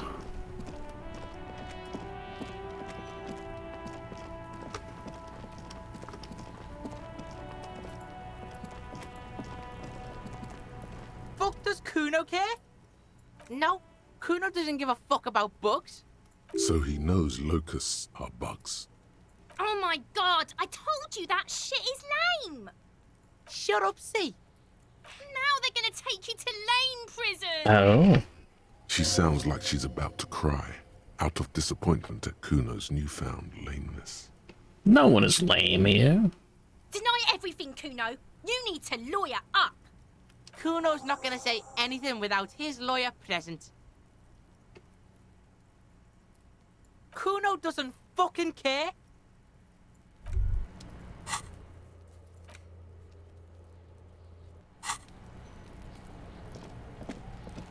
I'll die before I... Nah, beans. Next time I play through Disco Elysium, I'll do the super drug playthrough. There we go. Around you, the hisses and chirps of locusts fill the musky air. The earthen floor of the shack has been shaped into mounds of mud, dotted with little holes for windows. Like skyscrapers, layers of dirt and sand rising. Accommodations for their insectoid inhabitants. Badass. Well, detective. Self-insert playthrough. Of the case. What do you think I'm doing? Of the locusts. For the missing locust case, which is a sub-case of the imaginary insect case. So at least that's going well. Yes. I feel we are nearing a real breakthrough. If anything, the presence of the locust points to the opposite. The phasmid did not take the bait from the traps. It was Kuno. The phasmid doesn't exist. But what do I know? Use your powers of deduction. You knew the magic bug was nowhere near here. The phasmid is impairing your judgment. I'll let you handle the Kuno side of things. You are doing just fine. Damn. Playing RPG games is self-insert. Yeah, the usually character options don't have cock sizes that big. Sigh. Kuno care? Yeah. Kuno took the bugs, so what? So it wasn't the phasmid. A wave of disappointment washes over you. Yeah, well, Kuno's all you got, bitch. It's not Bugtown. It's the city of locusts. Locusts aren't just bug shit. They come out of the sky like a fucking shadow. Shit descends. The kind character gets angry and judges you for it. Fuck. You stop. It's like their fucking night. Locust City, Night City, City of Rage. There's a tug of war over the name of his fantastical city. It's almost too big for his badass. The girl forces herself to watch again, the corners of her eyes twitching from discomfort. The lameness is causing her physical pain. The damage may be permanent. Sounds badass. Kuno, the pig wants to help you. Oh, that's how lame it is. Please just don't say you're... An artist? Maybe I am an artist. You hear that, everyone? I'm a fucking artist now. Did he just say I? Kuno usually calls Kuno, Kuno. Huh. Kuno made Kuno. Kuno says whatever the fuck he wants. There are no rules here, pig. I fucking say I when I wanna, and Kuno when I wanna. Kuno's free. Kuno's free to fucking die, bitch. This is what he sometimes does when things get tense. Oh my god, Kuno! He's gonna make you There's no good option there. like 3 seconds. Don't let him, Kuno. Yo, fuck you, see? Kuno can be what Kuno wants to be. Kuno's his own man. Kuno's free. Just to rip his fucking shirt off. Kuno made himself into Kuno. Kuno can make himself into anything. Kuno can make himself into a pig if he wants. Kuno can make himself into a... Kuno doesn't give a shit. Don't make yourself into a pig, Kuno. You'll have to take me away. In it, you hear snow melting, dripping from the eaves. Someone closing a window. I don't believe you. For once, the boy is lost for words. He turns completely red now, with splotches of white beginning to appear across his face. It don't mean anything. It's shit. Kuno just likes to focus. Kuno likes to concentrate on shit. Build shit when he's zipping hard. Fuck. Pig, you really shouldn't have fucked with Kuno City. Now it's all fucking lame. I don't give a shit. I don't need the locusts anyway. Damn. Shit is all lame now. She was right. The girl's face appears again, above the fence, just long enough to make eye contact with Kuno. Kuno's gonna let the fucking locusts die. Well, shit. The fuck are they trying to catch anyway? With the traps? He recognizes the name. Bitches think Kuno doesn't know shit. The fuck out of here. Kuno's tired of this shit. She was wrong. There's silence between the two children. They're not saying anything to each other, nor looking in each other's direction. Wasteland. Oh, yeah. Reality. Congrats, you're sober. It will take a while for your body to remember how to metabolize anything that isn't sugar from alcohol. So you're going to be pretty ravenous soon. Eat plenty. You can expect your coordination and balance to improve in a couple of weeks. In 2 months, you might start sleeping like a normal person. Full recovery will take years. That's it. It'll be depressing, and it'll be boring. Handy claps? Don't expect any further rewards or hand claps. Hand This clap. is how normal people are all the time. That said handicap. I just didn't read it right. +1 psyche.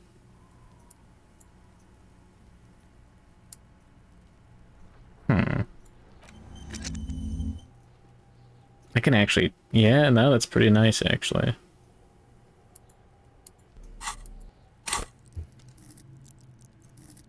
Oh, yeah.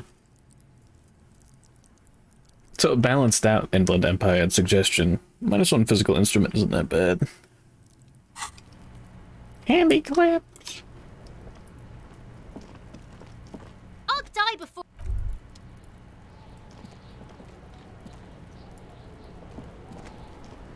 fuck does Kuno care? Kuno doesn't. Yeah, there he goes. Google, show me handy clap. Whoa. Web fishing gay sex featuring Renbado. Based. I'm glad you have an advertisement for gay sex. Oh, Gary's gone. Never getting that armor.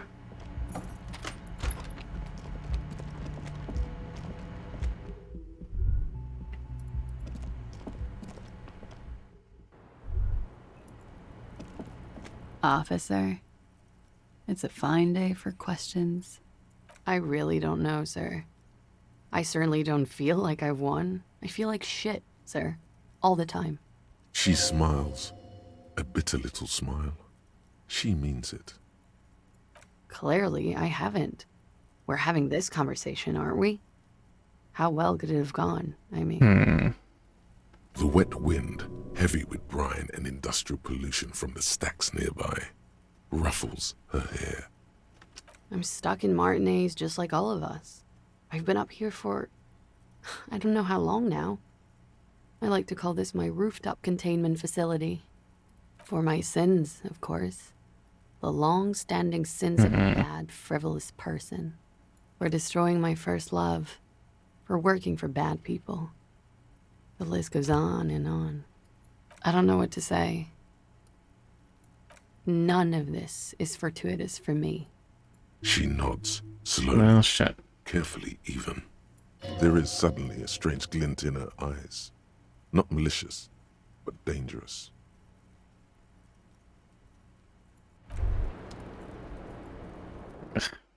Women.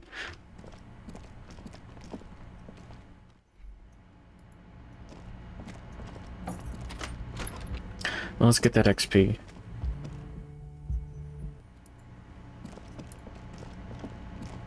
Hello, officer. I think I almost have it. A new trap design, that is. I know you're skeptical, but I have a good feeling about this. So it was just a child. Thank you for telling us, sweetie. This is good news, right? It means we can try again. She acts chipper, but something's changed in her tone. A hidden worry. Something is secretly gnawing at her confidence. It's not this Kuno kid or the missing locusts. It's something else. Oh. Yeah, you're right. We just need to restock the empty trap. Then we'll need to inspect the traps one more time. And then maybe we can.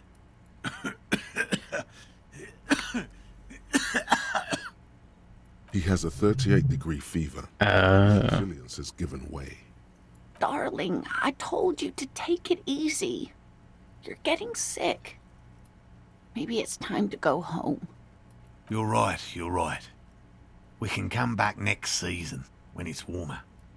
More cardio. Let's do this.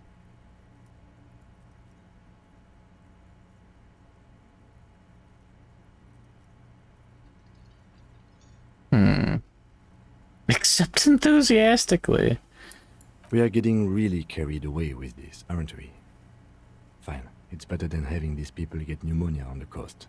But after this... He wants to see this tale through, as much as you. Otherwise, he'd have stopped this already.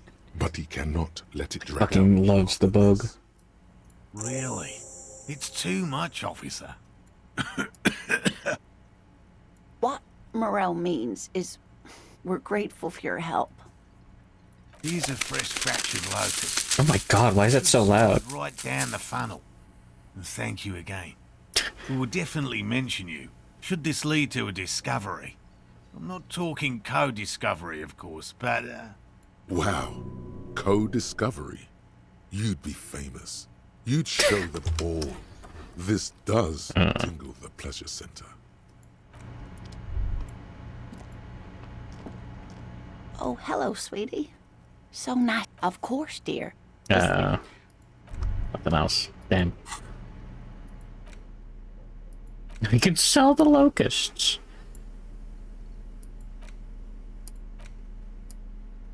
You take the legal documents out of the envelope. A 12 to 40-month construction period and the zoning plan in the addendum. The youth center cuts into the ocean. This is where you check. Of some great modern ship.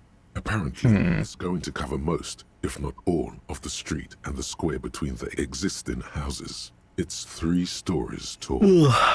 It's going to be awfully close to the already existing buildings, almost wall to wall, practically integrating them into the youth center.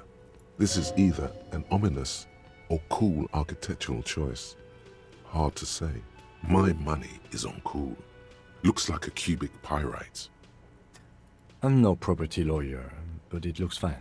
I like the print size. They're not selling or leasing anything. It's not a perfect solution, but... How else are you going to build something?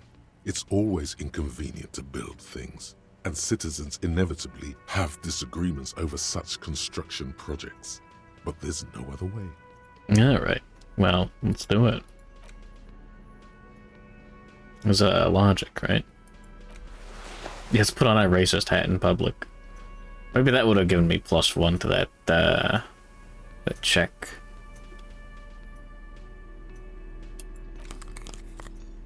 With Gary.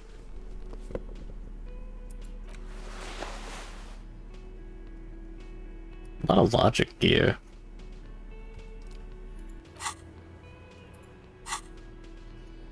Put on the racist thinking. Oh yeah. Take the legal documents out of the envelope. A 12 to 40-month construction period. There is no loophole.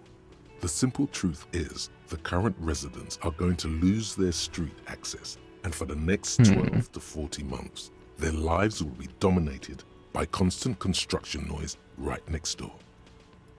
Once the construction starts, it'll probably take a few months, a year maybe, for even the most stubborn occupants to get tired of living like this. After that, they'll sell their property for cheap and move out. I should have seen it. Evrard probably has eyes on us, but we could try to get other people to sign this instead of those listed. Or you could forge their signatures yourself. By the time he finds out, we'll already be gone.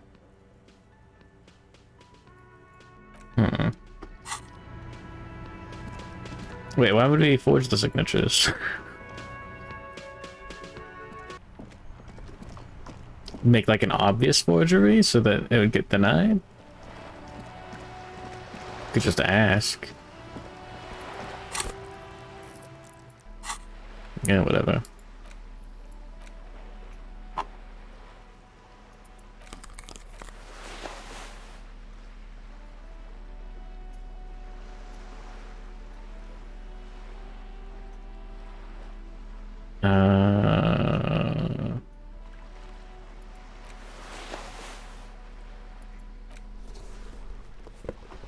Sure.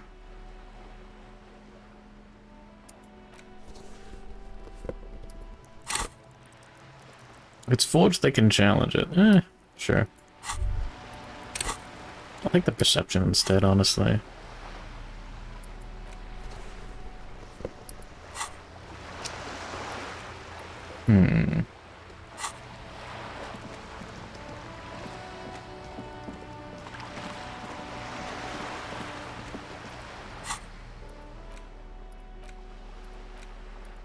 You take the legal documents out of the envelope.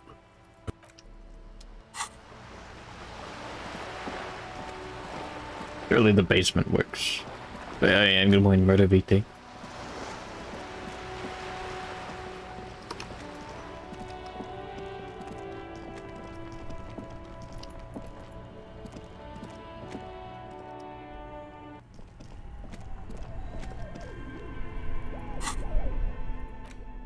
You take the legal documents out of the envelope. Yeah, really?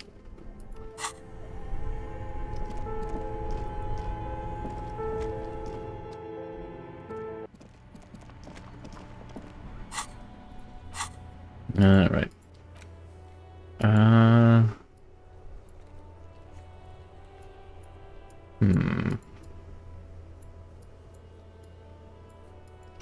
Oh yeah, shelf of crime novels. That's something. Yeah.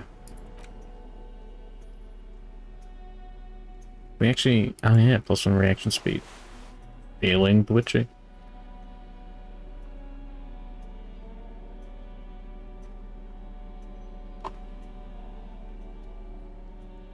Hmm.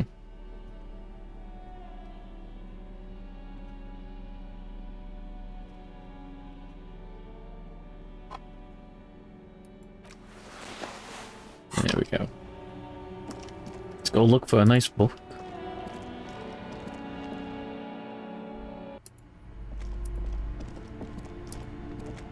Shelves filled to the brim with crime novels featuring the supposed... Your quick eye... Oh shit, we actually did it. A small caterpillar crawling across the spine of a book.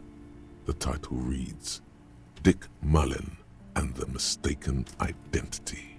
A worn paperback from Dick Mullen's classic Hard-Boiled Phase. The premise seems to be that Dick Mullen is framed for the murder of his best friend and has just a few days to prove his innocence.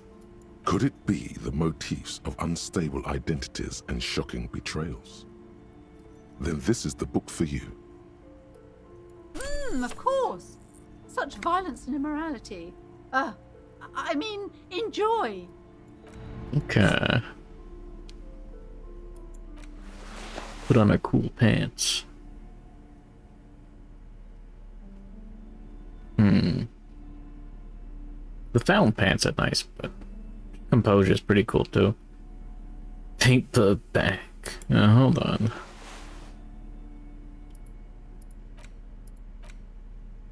In your hand, you hold Dick Mullen and the Mistaken Identity.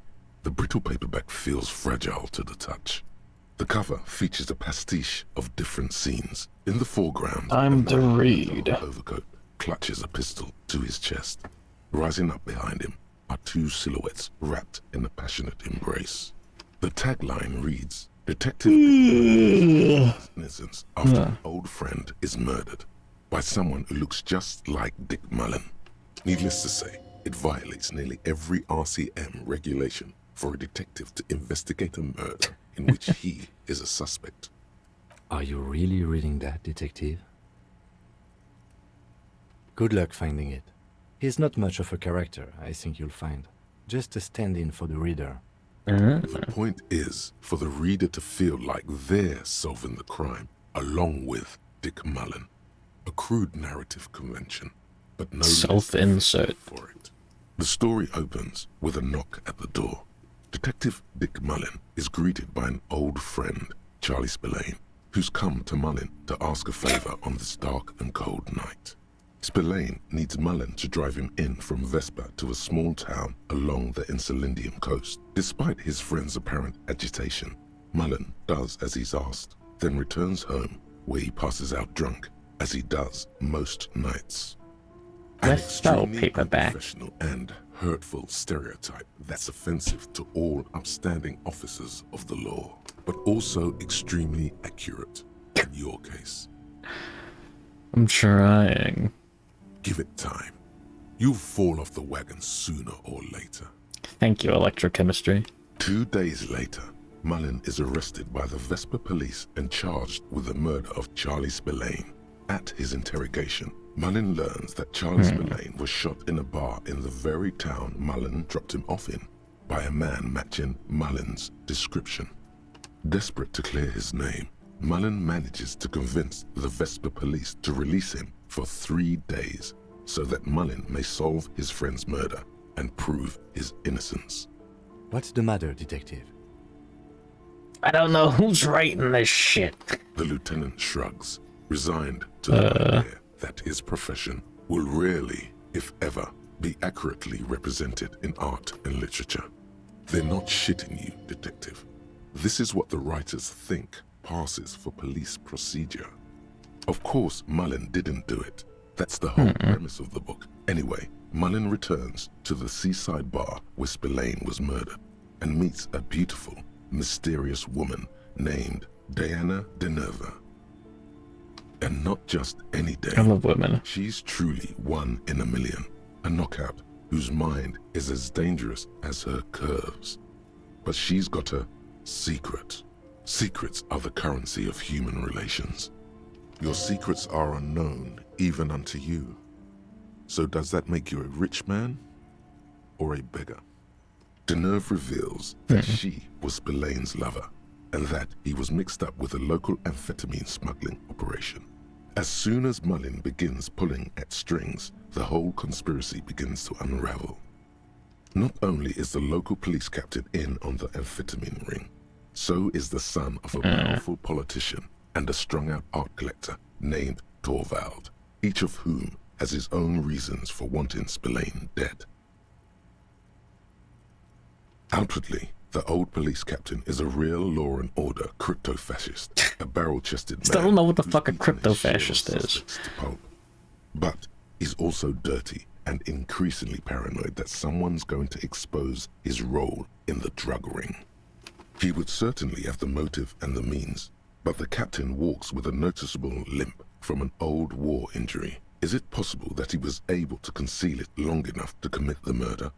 A typical privileged twat. Secret fascist, I don't know. Just in over his head.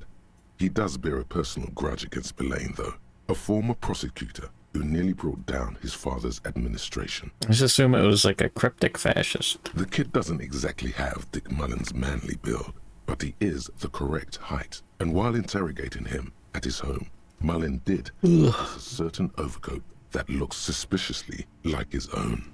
Torvald, the art collector, is a strung-out mess. Frankly, it's hard to imagine him holding a pistol steady enough to actually hit someone, let alone plug them 3 times in the chest the way Spillane got did. That said, Torvald and Spillane have a long history, and while interrogating him, Mullin discovers that Torvald was once involved with Deanna Deneuve. Could it be that this is all over a sordid love triangle? One evening, Deanna Deneuve comes to Mullin's hostel room in tears. The two of them drink half a bottle of vodka, and soon they're seeking comfort in each other's arms. Yes, comfort. Thank you, electrochemistry. The warmth of another human's touch, the burning taste of liquor on her full, sweet lips. Well, that testimony won't be admissible any longer. Nice, get it. The man's a prosecutor's nightmare. Solving a murder counts for nothing if all the evidence gets thrown out in court over police misconduct. I like a sprint to court. I kind of wish I had more points in this earlier. As the two lovers share a post-coital cigarette, Deanna Deneuve turns to Mullin and says, "By the way, Dick, there was something else I meant to tell you. I love you." The name of the true killer. Whatever it is, Mullin never hears the words. A blow to the base of his skull knocks him out cold instantly. Fuck. When Mullin comes to, Deneuve is dead on the hostel bed next to him. To make matters worse, his clothes are covered with her blood. Double Mullin fuck. trashes his blood-stained clothes and flees the hostel, knowing it's only a matter of hours before the cops discover Deneuve's body, if they haven't been tipped off already. Fleeing a crime scene, destroying evidence. Even if Detective Mullin didn't commit the murder, he should be facing years behind bars. The heat is on. If Dick Mullin can't solve both murders before the cops catch up to him, he's going away for life. Can you solve the case before the cops close in? What is it, Detective? It's a dangerous line of work, but somebody has to do I really it. like having the That's skill why checks Dick give the Mullin commentary, never lets anyone get too close. like on the books. What's the matter? Afraid you've been hacking up your friends' bodies in the night? Have you gone over everyone? Is anybody missing? There was never a time when he wasn't a detective. He was born a detective. For a moment, you cease to read the story on the page and see the book for what it is, a collection of brittle, cheaply printed pages held together by glue made from the hooves of horses. From nowhere, you hear the screech of sneakers on a waxed floor, and you feel the burning rope against your hands. Are these figments of some other life? I'm good. Oh, wait, shit, what do you mean good morning? I'm going insane. How Big Tobacco convinced movie producers to do the smoking cigarettes after sex. Find the answers you're looking for here. That explains a lot. Is it really so evil, Detective? Like what? Cigarettes. Do you even have those? I've got Kim. Yeah. Just make sure you don't lose him. You'll not find another like him. It's true in more ways than you know. But then, what does this book know? It's just a poorly made piece of pulp garbage made to be consumed and discarded. So, who did it, Detective? Who killed Charlie Spillane and Deanna Deneuve? Communism. Dick Mullen? Have you been paying attention at all? It wasn't Mullen. It was an imposter. Now go on. Find out who really did it. My bet is that it was none of them. You begin furiously flipping through pages. Even as you know these books follow a series of well-worn tropes, you find yourself completely engrossed. You're turning pages so fast, you don't even notice the ancient spine coming unglued. You try to grab the pages as they come loose, but your fingers aren't quick enough. Ah, fuck, really? Dozens of pages scatter across the floor. The last fifth or so of the book seems to have been lost. It's possible that you could gather and reassemble the pages, but it would take way too long. Oh, that's a 20 check. Ah, yes. The problem with mass-market paperbacks. They are not made to last. Fuck. Perhaps this is a sign that you should get back to solving your own murder, huh, Detective? Don't forget, it could have been the Delirium Tremens. In your hand, you hold 4/5 of Dick Mullen with a mistaken identity.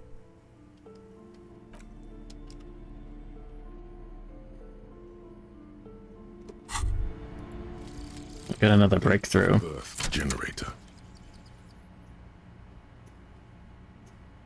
You were born in the year 07, in the last year of the commune of Revachol, right before it fell, in the old military hospital on the ground floor, where people usually came to die during a snowstorm. The revolution had about 1 year left to go, and the fires were still burning bright. There were explosions in the blizzard. This was 44 years ago. You are 44 years old. The bloating might never leave your face, but beneath it, you still have some years. You still have some hope. One kept for logic increased. -1 difficulty to all physique passives. Oh, that's fucking insane. It's fantastic. I wish I got that earlier.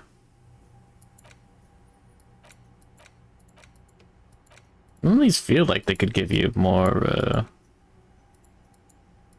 perception stat.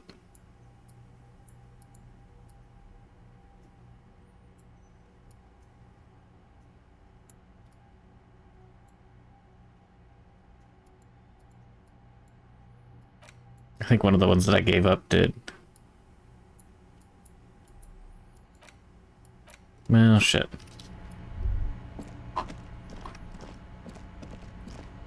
That's how it goes.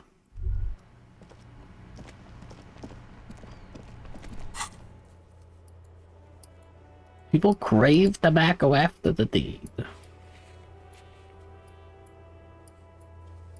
That couldn't be.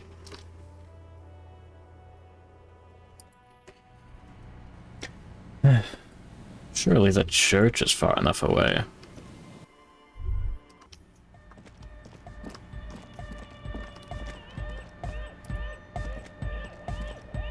Oh, hey man, it's good to see you. It's to express my individuality. Is that a bald spot? It's hard to tell for sure, with the fused together spikes, but it looks like he's balding. All because I'm balding, yes. I want to fuse Oh, no. my hair together before it leaves me. I want to show my hair. I don't give a fuck how old you think I am. I'm 20, not 20. Of course it is. Otherwise, I'd just be another poor guy with no education and no money. General issue, man.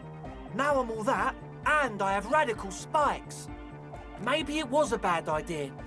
Anyway, goodbye, officer. Gotta get that dance going.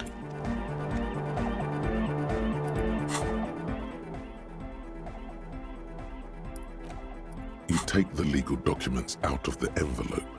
A 12 to 14. Where? Shit. As the stand-in when anything sexual is risque.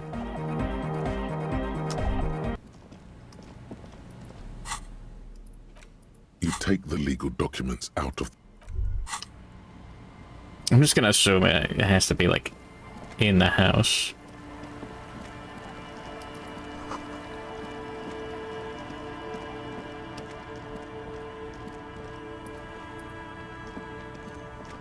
Hmm.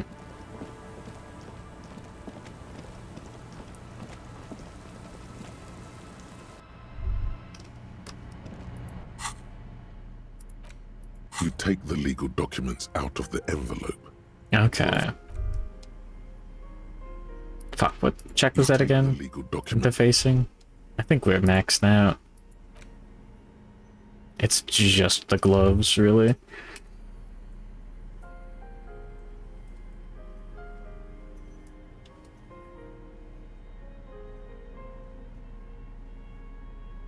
Hmm.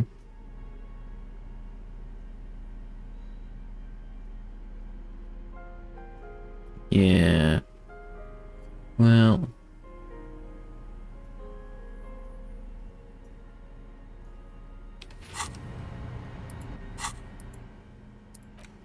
You take the legal document out of the envelope. A 12 to 14. With a confident flourish, you complete your forgery. What do you see on the signature line? Indeed, they look distinctly different and very convincing. These might as well be their actual signatures. But they're not. Alright. And the document will be nullified if they dispute it. That means Everard will have to start over. Old worlders were really hard up for millennia. To do now is Oh, mail yeah. the signatures to Everard's accountant in La Delta.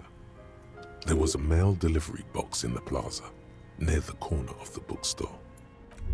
Oh, it was like 50-50. Cool.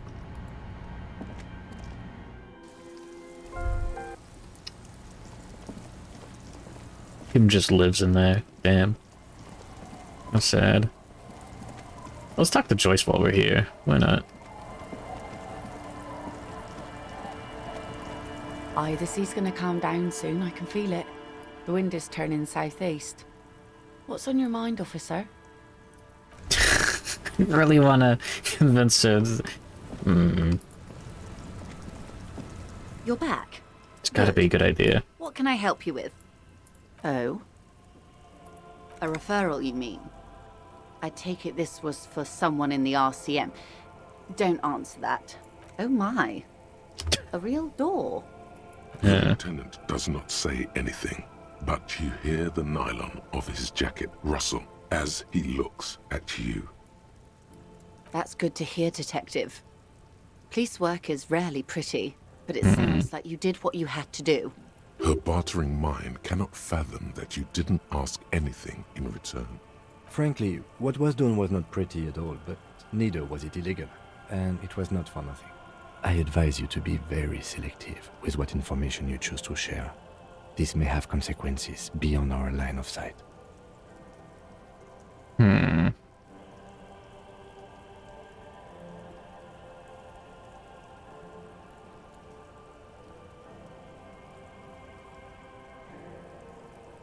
The company did not send mercenaries after the Union. I told you in great detail about the mistakes my side made. And of course, I accept them completely. I just hope you don't share Everart's view on things. After all, as he said, one's dead now. The Pine certainly hasn't killed any of theirs. Let's keep it that way, she means to add, but then doesn't. Look who's defensive suddenly. Didn't seem worried, yeah. I wouldn't have taken Everard for a saber rattler. Was he surrounded by Union men he wanted to impress? No, it was more like he wanted things to get worse. In secret, of course. Or he wants you and me to believe he wants to go to war. There's always that risk, ma'am. But if I may offer my opinion, he means it. I'll think it over, Detective. Thank you for relaying this information to me. This gave her pause. She's pensive, suddenly. Hard to say about what. Have I underestimated the Union's ferocity? She has to ask herself by now. How benevolent. Hopefully they'll help you sort this whole business out, if they haven't already. We cannot discuss the specifics of an ongoing investigation, ma'am. Besides, you haven't exactly been forthcoming yourself. That is only fair. Oh my. Very interesting. So the militant wing is protecting one of their own? Her mind races to the conclusion that most benefits her interests. That doesn't mean she's wrong, though. It looks like you may untie this knot yet. There's something in you that really likes the way she's looking at you just now.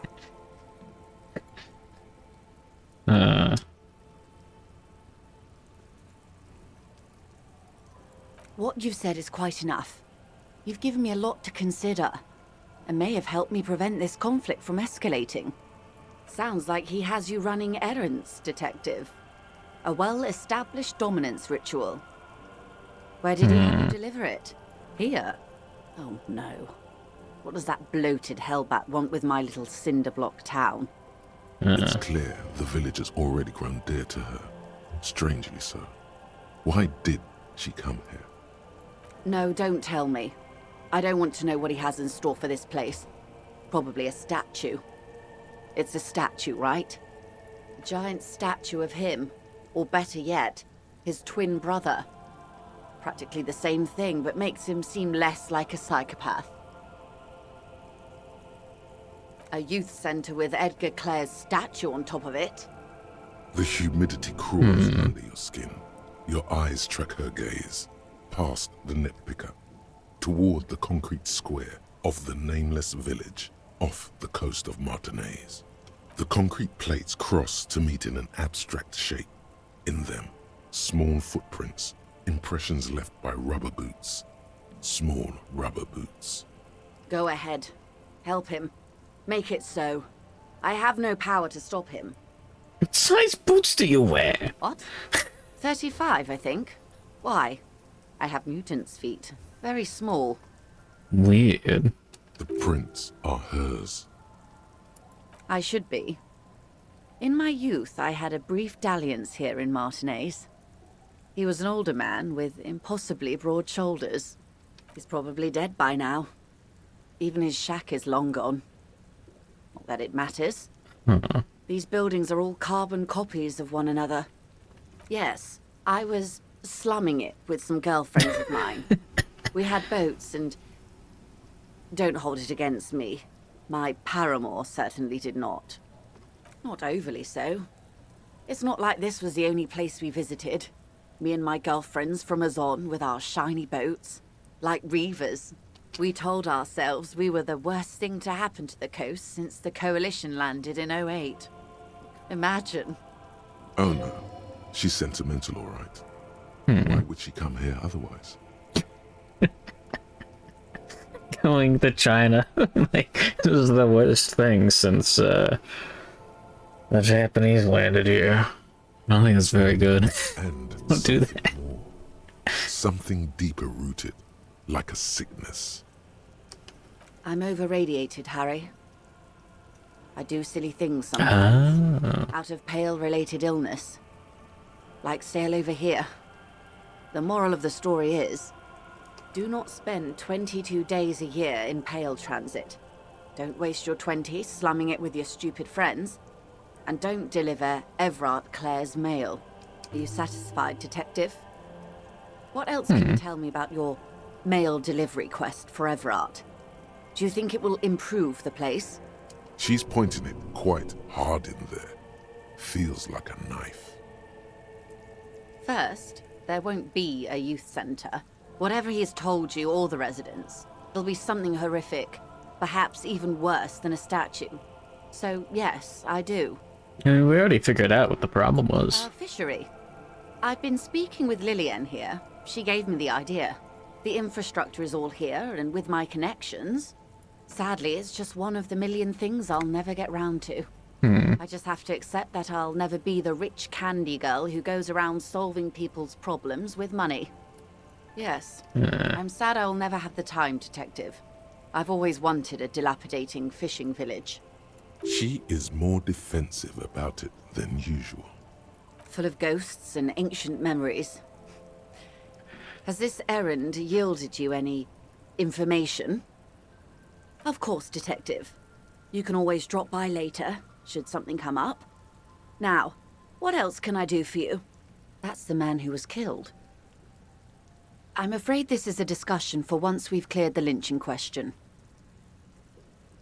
Better not tie the forestay to the backstay on this. I hope there is something else I can help you with. She wants to answer the question. Protocol keeps her from it. Damn.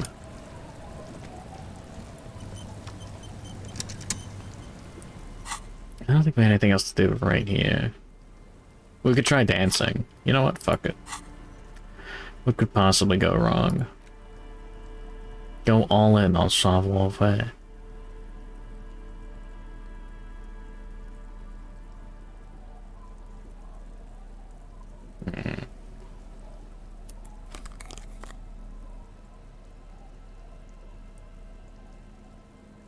No.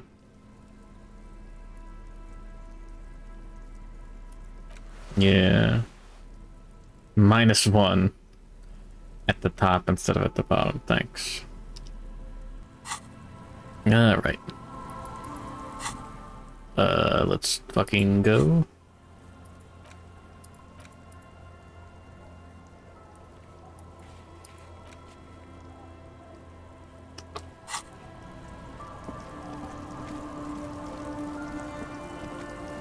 Wish the fast travel wasn't so finicky.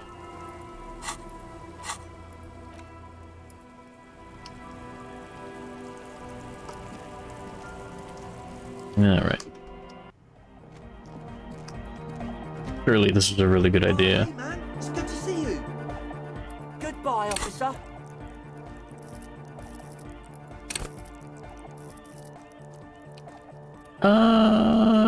You know what? I'll give it a little bit. I can wait.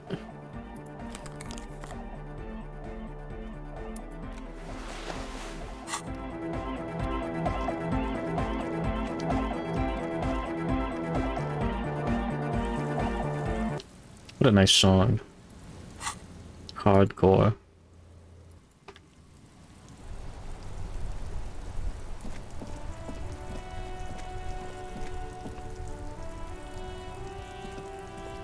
The dented yellow mailbox greets you with its graffito and bullet holes in the front. Yes, for sending mail. You drop the white envelope in the darkness. It lands with a soft thud on what sounds like a couple of letters. About a week's worth of mail as collected in there. They'll empty this very soon. Probably did the right thing. You can't trust that slug Everard. You know he's going to play you somehow.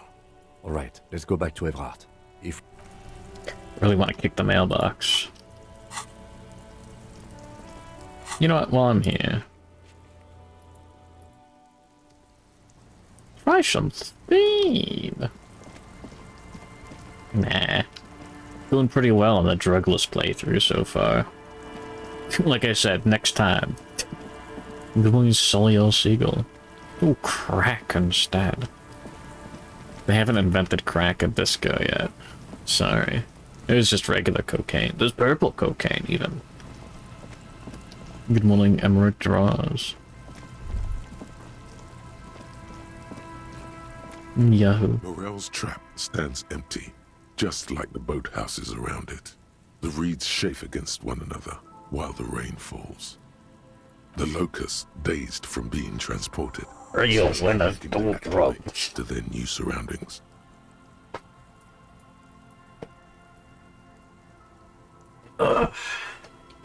They're not really going to get the chance to get comfortable here. Good, now that's done.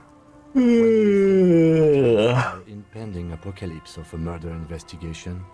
Don't answer that. It was a rhetorical question. Yeah.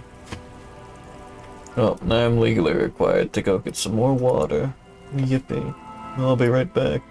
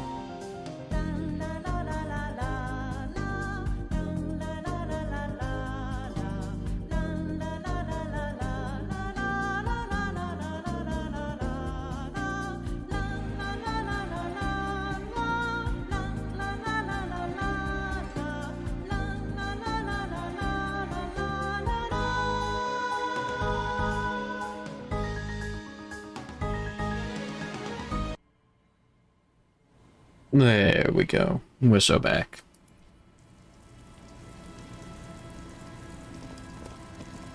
Egghead getting apocalyptically high. Egghead preaching the straight edge lifestyle. He just wants to be hardcore. Stop making us smoke weed.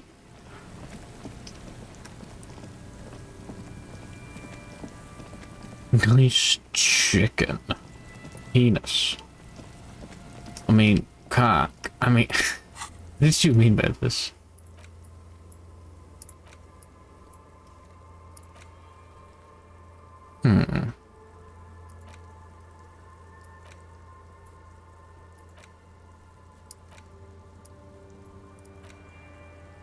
It's over.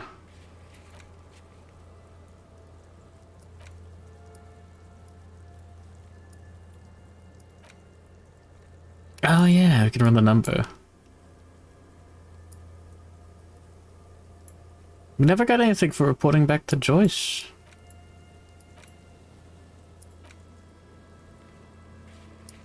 I haven't been able to ask anyone about the tattoos meanings, really.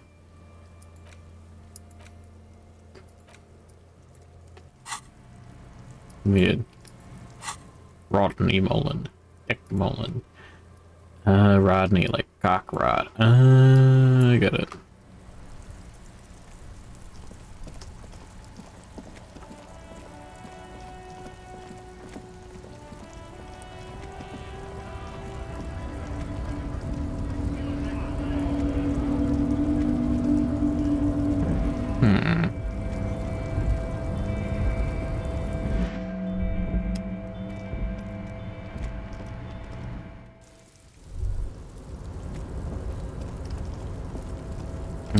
Right. Video games.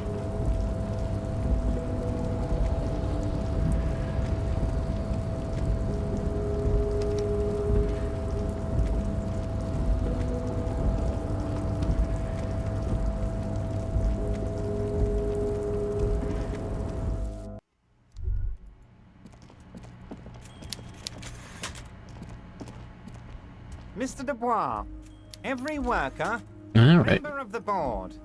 How can I help you today? Feed that thing, though. The golden boy returns once more.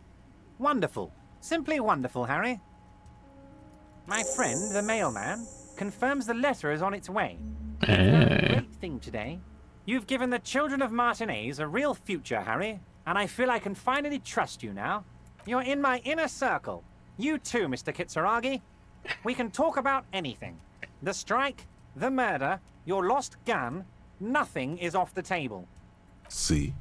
Forging that signature really paid off. Thank you, interfacing. Well done, sire.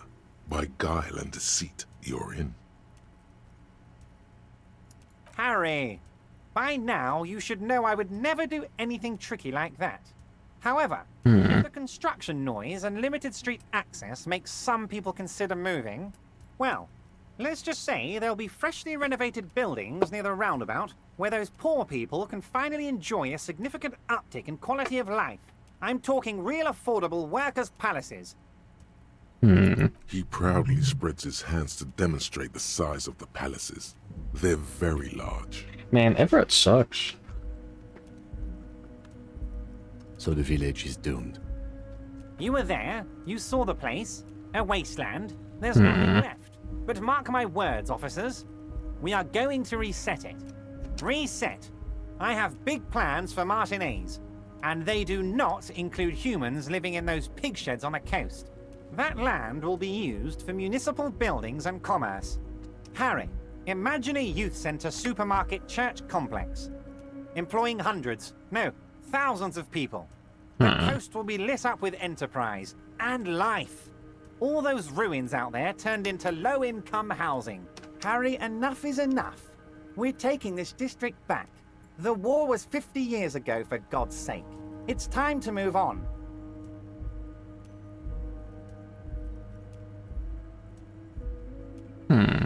Yes, I do. I got the center, I got room for a retail complex, and in 4 years, I'll get the church too. The wheels are already turning, Harry. The wheels of progress. This post-war limbo, I won't stand for it. There are kids practically playing with their own feces out there. It cannot go on. There is true indignation in his voice when he speaks about the state of things, and even a touch of pain. The pain is true. He's seen kids do worse than that. I'm not a symbolist, Harry. I'm a realist. My statue will be Martinez rebuilt. 5-story building complexes, workers on welfare, and landowners in Azon hating me. That will be my statue. And yours. We're doing this together. Damn right I am, Harry. I'm gonna make the working man as rich as she is one day. That's my job. Just like yours is to keep the peace. Check now. A true flash of anger in him as he thinks of her. Order it. You know my men didn't kill him. They told you. It was a happy accident. You know how it is. Why are you no so one takes the fat? initiative. If I wanted him dead, I would have had to do it myself.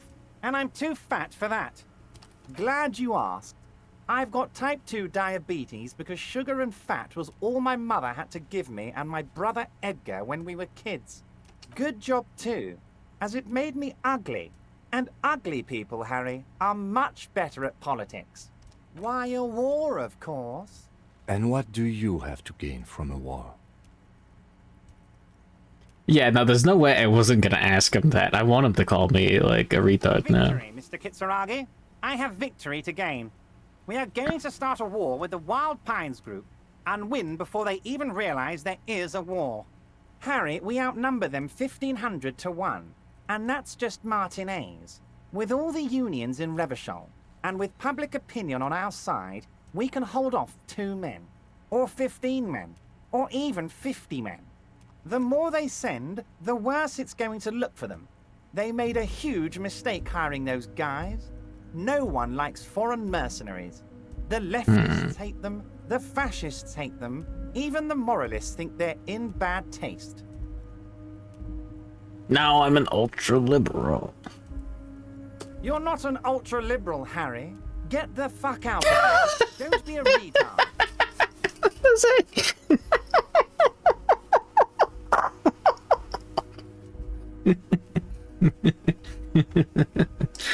Harry, there is no strike, only war. Class war. Or, in business terms, a dawn raid. Good morning, Ratty, I think. Is that when you still pay No, them welcome back, I mean. Because we won't do that. You got ran over by an ATV, I remember now. We're not going to give nothing. We're going to take Terminal B away from them. The roads, the gates, the containers, that big crane, even the damn coffee maker. We're going to take all of it for the people, and fuck Wild Pines. The word fuck rings like a gunshot from his mouth. He doesn't swear often. He just called me a retard and said That's fuck. why you haven't let Joyce in. Yes. It's also why I let that midget Gaumont go. He's too nice. I can't put him through this. Plus, he knows how to get in here. That woman can't tell her tits from her arsehole. She has no chance. Tits from her arsehole. It's a local saying. Actually, no, it's not. Because we're friends, Harry. Uh. Besides, it doesn't matter now. You can go tell her if you want. It won't change the course of events. We have a significant head start. It's already happening. No idea. Could have been his own mother for all I know. If you ever find the guy, give him a big fat kiss from Everard Clare. Couldn't have done it without him. He really doesn't know. I don't. I told you it could have been his own mother. I'm pretty sure it wasn't anyone from the Union. Maybe it was the mob. Or maybe he killed himself because he was a closet socialist. Truth is, I simply don't know. He really doesn't. 2,372. Plus yours truly, of course. 2,373 is a sizable contingent from the member organization in Revachol. Oh, you mean what sort of goods are going to be flowing through? How am I going to replace all the contacts we'll lose once the poo-poo hits the fan? The clients will ditch us. Harry, we've thought of everything. We've been running back channel negotiations with all the major clients. I think the company will be unpleasantly surprised to see how many of them stay loyal to Martinez and to the new competitive contracts we can offer. With renewed zeal sparked by communal ownership, the men will be shipping those containers double time. You'll be surprised to see how fast things go without parasites latching on. We'll have our hands free to pursue bold, exotic new revenue streams. Drug trafficking. Drug trafficking? Don't be stupid, Mr. Kitsuragi. There are perfectly legal, 100% ethical chemical factories on the Samaran Isola. You don't need to be colonialist about it. All they do is produce components to keep the pharmaceutical industry running. That's people's health we're talking about. Old grannies, little babes, people with disabilities. Wow, a neurochemical, psychoactive labor uprising stroke hostile takeover. The company thinks transporting these chemicals in bulk looks bad, has bad optics, may be illegal in some countries. The Debarders Union, however, we're all about the large volume. I see. In bulk shipping, large volume column is a major buyer, a shark. God, I love XP. We're gonna transport the living daylights out of those materials, Harry. So your sick kid can get his Benefed, and your wacky uncle doesn't have to come off Risperazole. Benefed is a children's cold medicine, usually apricot flavored, and Risperazole is used to treat severe psychosis. I fucking love XP. And the kids on the street can get speed and pyrrolidon. I'm an old-fashioned guy, Mr. Kitsuragi. I sometimes grab a beer with the boys, but I have no idea about the things you just mentioned. But if I were to supply ingredients for some sort of rainbow party, I would make sure the Union took a fantastic share. And I'd keep that stuff far away from Martinez. I'm really craving a twisted tea. He's basically admitting to it.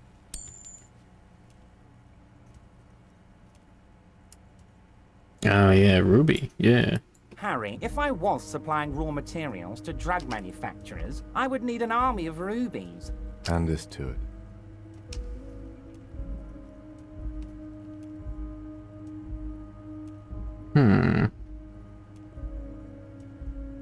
It's also far removed from my men and the people of Martinez who've put their trust in me.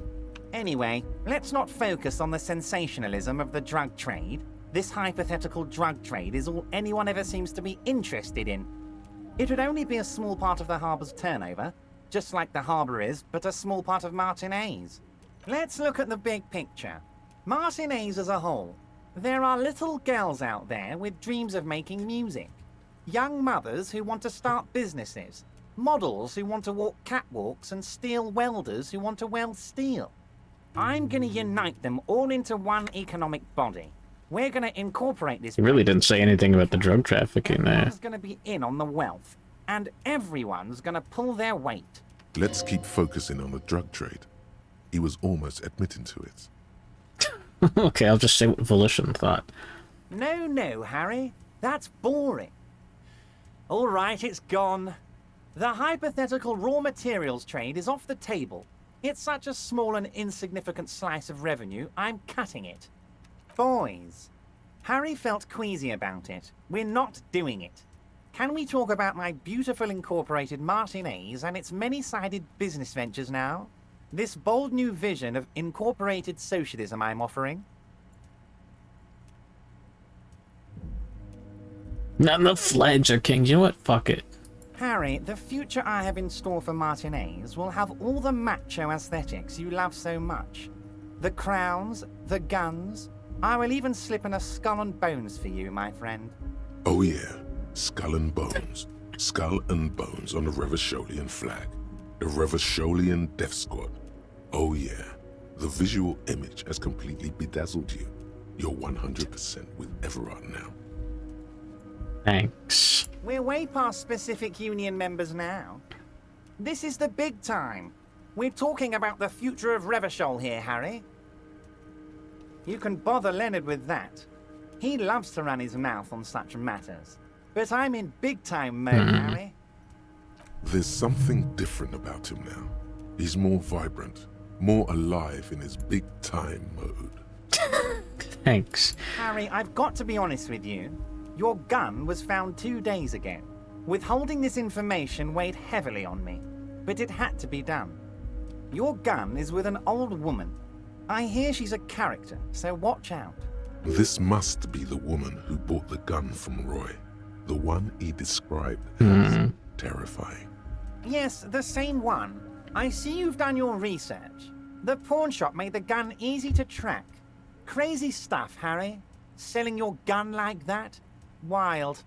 Anyway, the neighbors of this old woman contacted my men because they trust me and the Debarders Union. Apparently, she was waving it around at the entrance to her building. Waving the gun around doesn't sound good. None of this does. As I said, she's a character. I didn't have time for details. It sounds like she's unstable, but don't worry. No one got hurt. Sounds like a thing Harry would do. Might be looking at someone with a medical history here. Watch out. Unfortunately, I don't know anymore. You're gonna have to go in blind, Harry. But she's an old lady.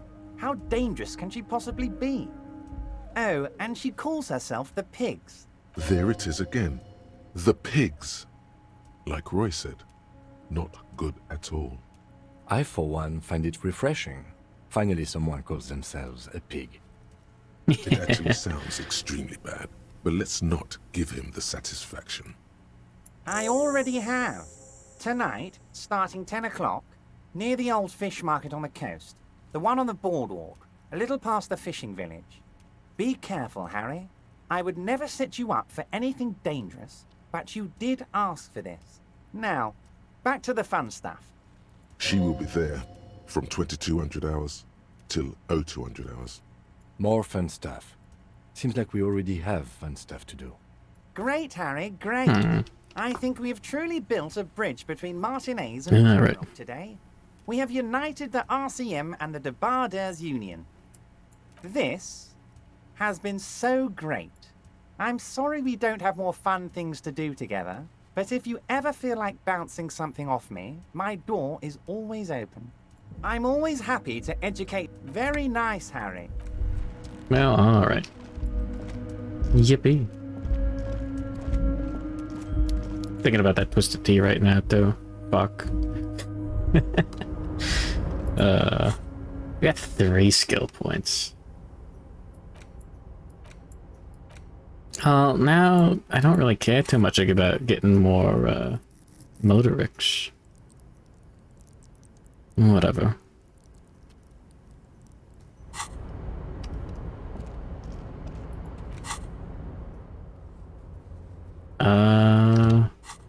Oh yeah, I gotta call on the radio.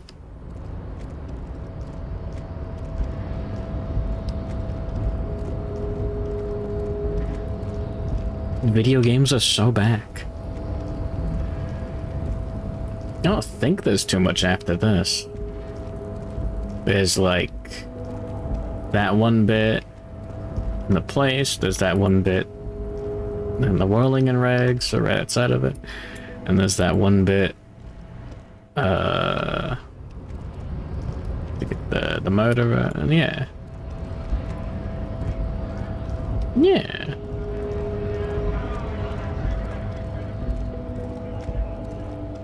Yippee! Alright.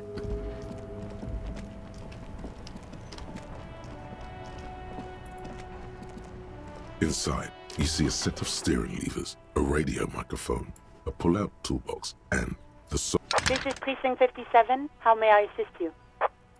Yes.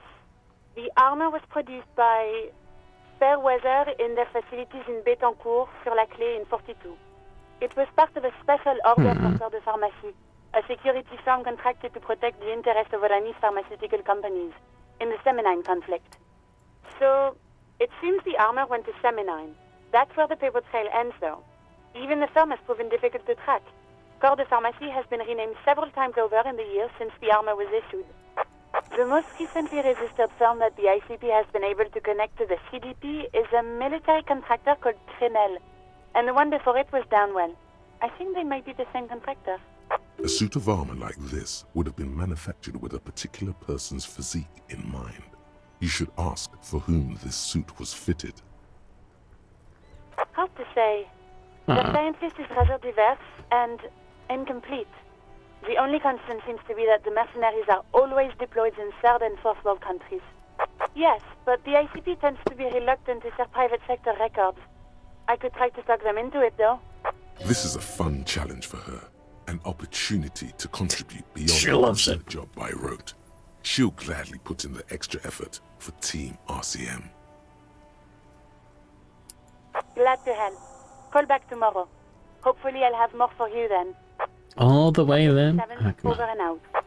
In the cabin, you see a set of... Now, let's go use our money to buy books. We buy those sneakers. The insane clown posse. That's what I thought. Boop, boop. Hello again, esteemed officer, and welcome to Crime, Romance, and Biographies of Famous People. Oh, I'm very sorry, sir. Some of these old paperbacks just don't have the durability. I would be happy to sell you another one, but unfortunately, it's the last copy we had in stock. Got the bitch for saying what? Whoop, whoop. She calls that customer service. Yeah. Damn. The display rack is... This is entirely, completely you. Oh yes, certainly. Another good sale. Alright, we got a Heimdall man. I was saying I'm gonna buy some books. The plaque on the shelf reads, Biographies of Oh, did I famous never people." check this one? You see a large variety of names, none of which ring a bell. I would say... The Greatest Innocence. Yes, most certainly. It's an important educational tool, delving into the depths of history, religion, and their relation to innocentic power. A very influential historical figure. But surely I don't have to tell you that. You're a law officer, and law officers have at least some education. The book is also very daring.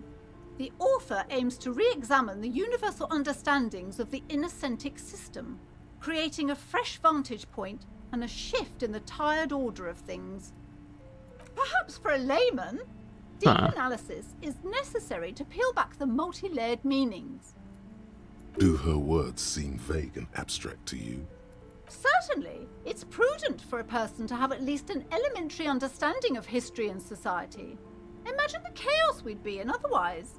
Lol, officer? You feel like you should get this one. Definitely. It's important somehow. There's something personal inside. Browsing through all the books with all their names makes your head spin. None of these seem important or relevant. It's all just vapid egoism. Suddenly, a particularly odd title catches your eye. It reads, Excuse me? Love, the tragic true love story of Jacob Irv and Alfie Delatraz, by one Cecilia Averbrook. High Speed Love chronicles the romance between two of the finest tip-top tourney racers in history. One of them is the madcap driver, Jacob Irv. His blonde F1 man graces the cover. Next to Irv's life story, you see a slim biography of an Occidental rock star called the Anti-Star. He's famous for pumping morphine into one of his eyeballs and cocaine into the other. Oh yeah. The real G.G. Allen shit. Next to that, Rivasholian radio personality Guillaume Bevy stands in front of a run-down drug den. He's a permanent fixture on Channel 8, reporting on real-life crime and ruining cops' days. Love between two I races. must insist you buy one of the books. Reading them is not for free. Do still browse though, but not too long. I'm sorry, I did not mean to rush you. You are browsing. Go ahead. Take your time. Time is commerce. A true cultural touchstone. Enjoy the read. Several maps have been attached to a bulletin board hidden inside the alcove. They're held up by small pins. The board has come loose from one corner. The maps look old and faded. Your eye catches a map of Insulinda. This bookstore is not strictly about crime, romance, and biographies. Indeed. Something about that book does seem to have spoken to you. Well, I hope it contains what you're looking for. Alright, cool. Now we can read these while we wait. What could possibly go wrong? What else do we even need to do? Low responsibility. Oh yeah, there's like a dozen of those. Can't get that tape. Bit of a shame. Oh, I gotta talk to Lena. Really? Oh wait, oh yeah, time get the crickets, the locusts. Now we can report back.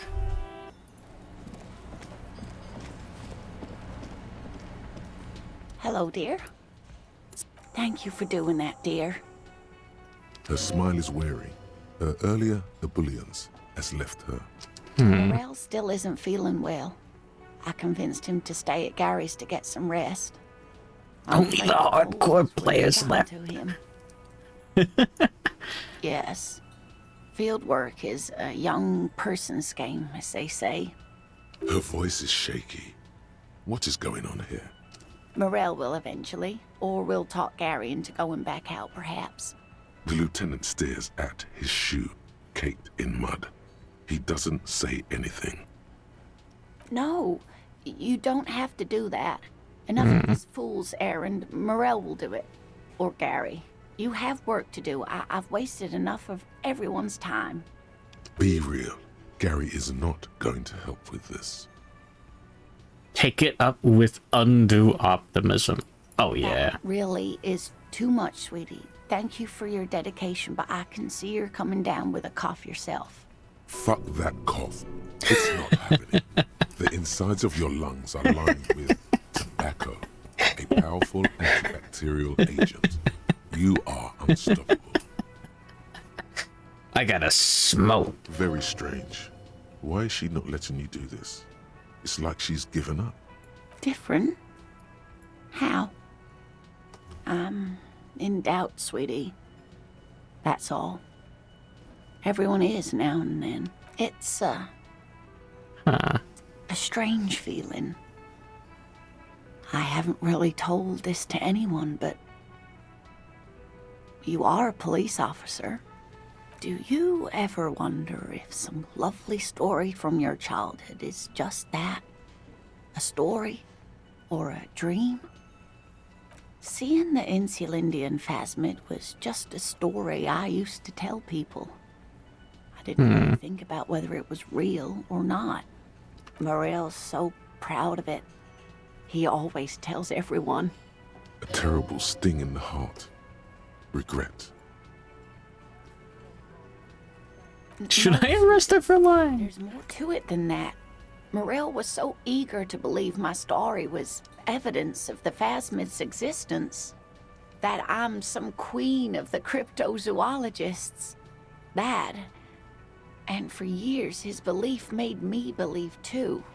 But now, we're both getting old, and he's still working himself sick out in those reeds looking for it. But what if I was just wrong?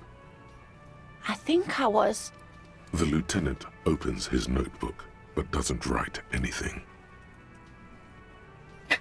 Hello, marriage hasn't been a lie.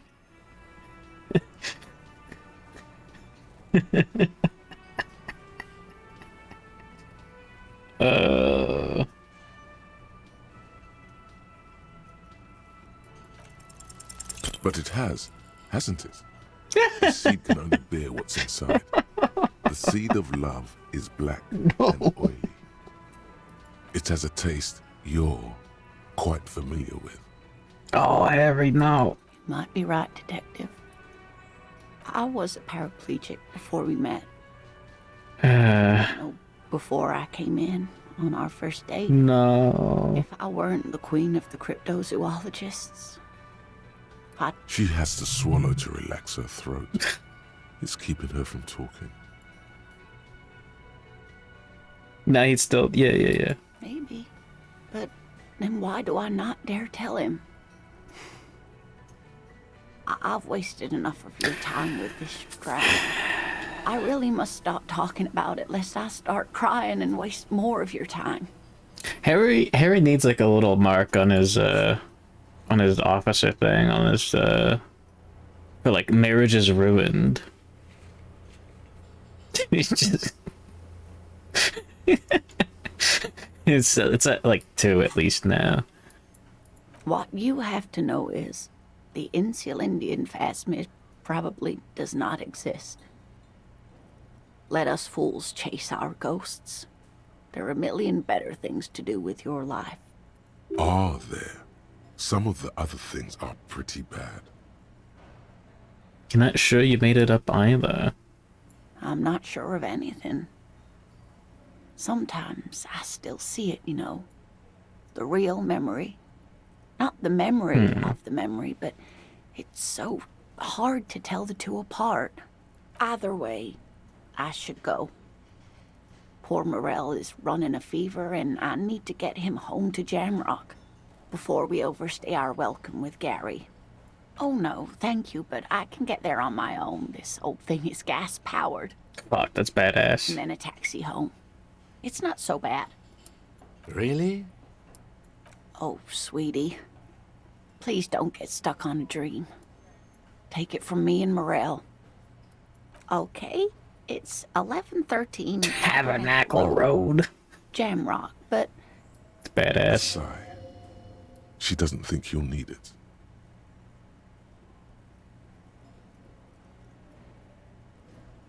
Likewise, sweetie. Thank you for everything. Truly. Even though it turned out to be a waste of time. A dream. A lie. A fool's hope. Say her lips moving in silence. Like that, she drives off. Putters twice so loud. She gets to the doors, then pushes them open. Outside, it's raining. We should go too. Out there, a kilometer to the southeast, a gust of wind shakes the felled building, rattling dusty windows, beckoning with strange coldness. To ask the wind once more. Oh yeah, they really want you to just go and check that. Oh yeah, I got all those books.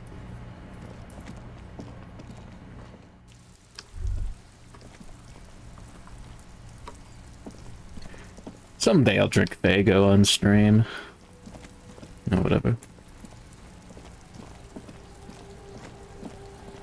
Fuck does Kuno care? Kuno doesn't. Yeah, just wondering. Alright. Now, what do we have left?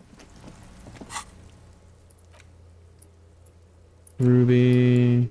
Yeah, we got some more stuff to do in the church. Can't do the boots. I think we lost all the armor pieces.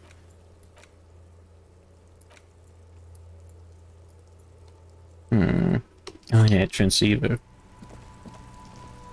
Go ahead and pick one up. Not his father beat him to death. Oh yeah.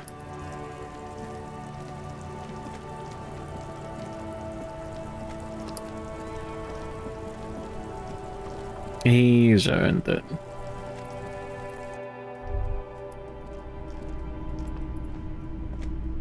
Hello, hello. Let me know if I can help you with anything. A transceiver, is it? Yeah, we should have something to do the trick.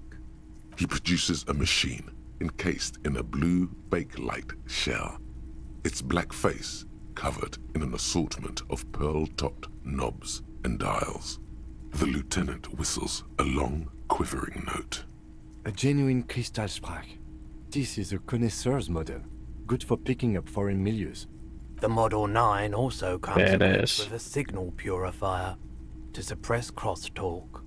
Especially good around here with our funky reception. It's about as close to perfection as a transceiver gets. And we're only asking 120 real for it. Ah, shit. You'll be back again. I've got a feeling.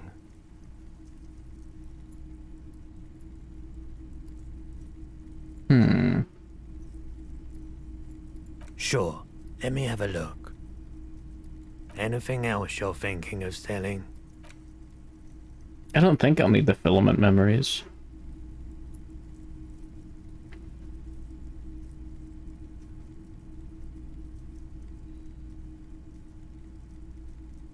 don't think.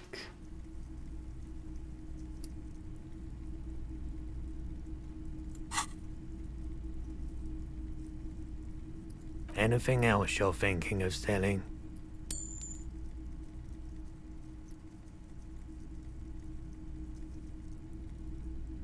Oh, she still has the other one. Damn. Well, no, I don't have enough money to get up to how much I wanted to. There were a few other radios.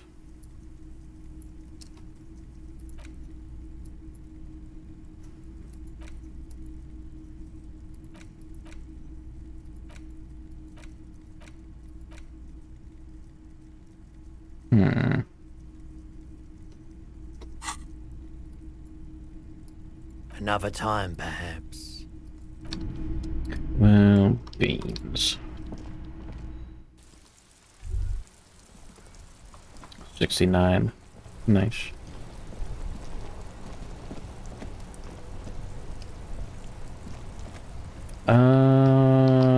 We just talked to her. Why not? I completely forgot what the other options were. Alright.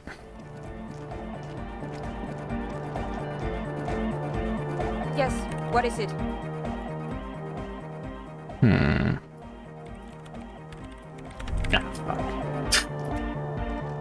Well, whatever. You got us in, cop.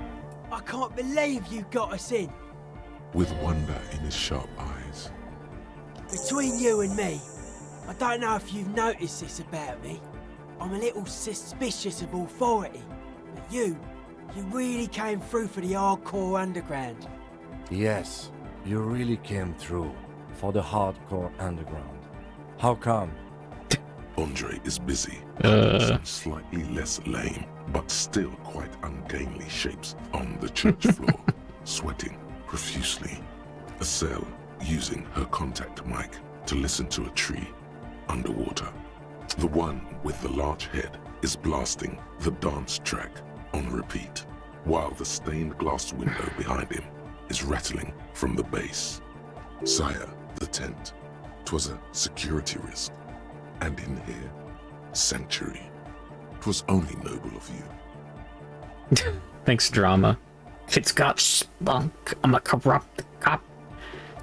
Okay.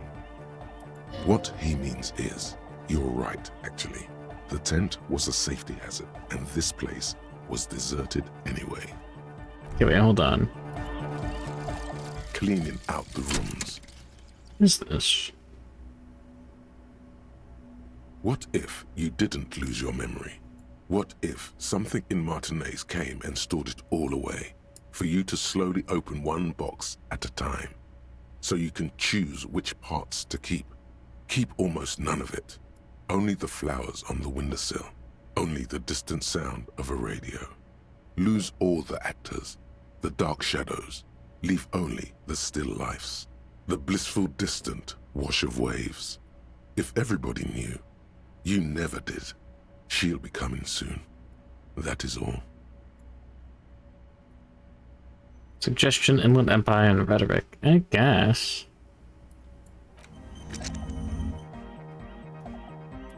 I don't know if I want Precarious World.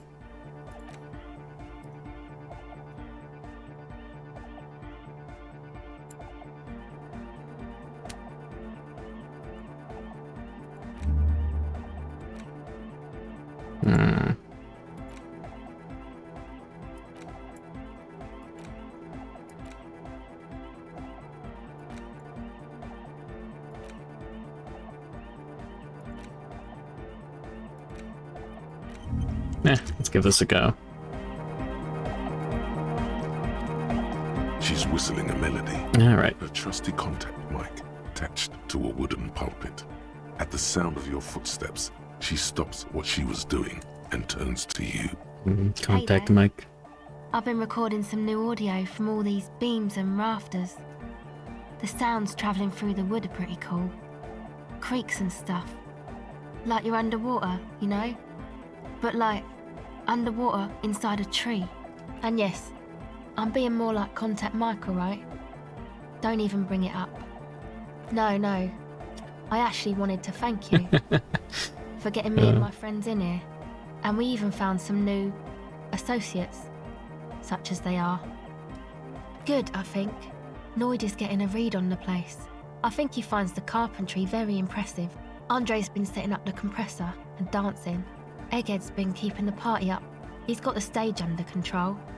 Sauna, the programmer, she's doing whatever she does behind that radio computer of hers. She doesn't talk to us much, and the crabman hasn't shown himself, thank God. That guy's badass, though. You helped us out. I can repay the favour. What do you want to know? Ah, she's a bit odd, I have to say. Doesn't talk much. I'm not really sure how to vibe with her, you know? Seems like she's not in a very good mood most of the time. But earlier today she told me about Welkins, and she seemed oddly happy, like she had some idea with those little creatures. Some artistic idea. I didn't really listen, I was busy with my mic. Oh, the crabman. Still gives me the creeps the way he moves. But he doesn't actually come down that much, just climbs around the rafters. That would be badass. I wish I was living life climbing in rafters. I just try to stay away from the crabman. But he talks to Noid. They seem to have some thing going on. Beats me. Noid said they get along somehow. They're both crazy enough, I guess. Who knows? He doesn't really answer our questions, see? Not that it's easy to ask them. What are we supposed to do, yell up at the tower? Who do you want to know about? Andre. He's a cool guy. Doesn't really come off as one, but he is. To me, at least. She rubs her sides, but not from cold. Her shoulders are relaxed. She must have taken a hit, or she's on an upswing. He takes care of shit. Sorry. I mean, he's got a vision. How life should be, you know? He tries to push things until everything falls into place. He's an organizer. Nothing. But then again, there's nothing to organise around here either. He really wants this church thing to work. Must have taken it as a sign when he found it abandoned like that. Said it was an augury. I don't know where he got that from. Andre's not super intelligent. I've never seen him so psyched about anything though. And he's often psyched. Looks sort of desperate, like it's his last chance or something. Or maybe he was just high. I mean, not that he does drugs, just high, you know? We're police officers, but we're corrupt, rotten to the marrow. Shit. Yes. Anyway. Could it be that he's balding? Come to think of it, yes. This is the first time you've heard her laugh. He's in some kind of a self-destruction mode with that hair of his. Bleaching it like that. Probably wants to get rid of it altogether. Yes. Who do you want to know about? He's a four-burger, I guess. I gotta know about the egg. Okay, maybe not Egg, I don't know about him, but Noid and the rest are from Forberg, making the pilgrimage up north to visit the Elysium. He's real hardcore about the lifestyle. What do you mean, do? Like, for a living? He's a carpenter, trained and all. He's very good, he just doesn't have the mindset to work like that, in a shop somewhere. He abides by the hardcore, sir. You would have to ask him yourself. Sir, I abide by the law. A strange feeling. Every now and then, something feels off about the way she speaks. She doesn't change tone, but you feel as though there's more about her than she lets on. It's just something poor Forberg kids do every spring. To pass the time, we walk the entire length of Boogie Street, up to Jamrock, or as much as possible. I don't know, man. Have you been down Boogie Street? It's a little bewildering. Okay, then you should go and take a look, I guess. Boogie Street is cool. It's got a lot of immigrants and all kinds of different people. I'm a raging fascist. Might just do that. Yeah. Who do you want to know about? Okay, please tell me about Egghead. I have to know. Good morning, PKL Studios. Welcome to learning about Egghead. Oh, that. He's the party boy. Anodic music doesn't really do vocals in the traditional sense. Vocals are thought of as rock. That's to say they're a bit backward. No offence if you like rock music though. Rock music's cool by me. Pachoo, pachoo, swish. Your credentials as the resident future man of Revachol are being questioned. Show her you're hip with the times, Gramps.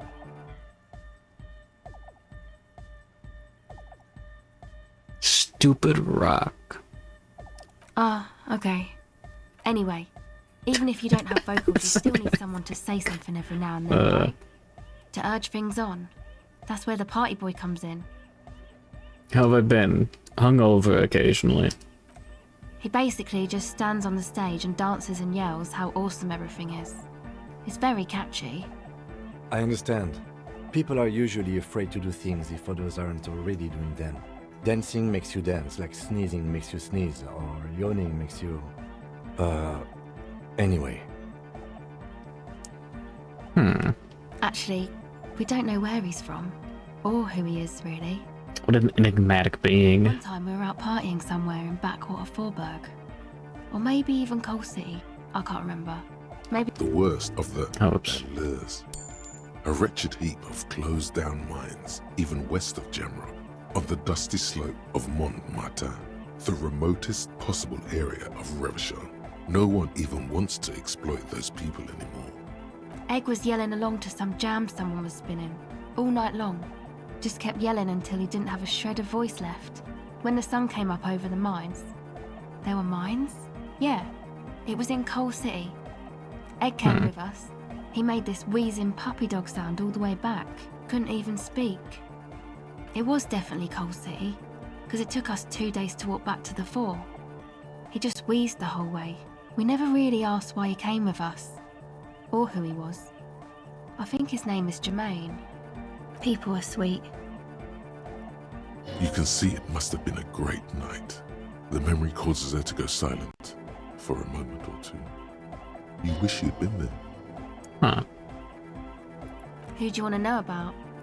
Me? Again? I told you, I'm a silver bird. It means I don't answer questions about myself. Alright. There is. Is there a law that would stop me from lying, though? That would depend on the circumstances. Thank you. Oh, shit.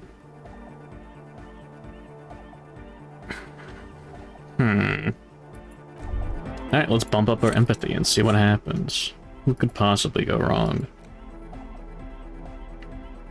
We get a few bonuses, I think.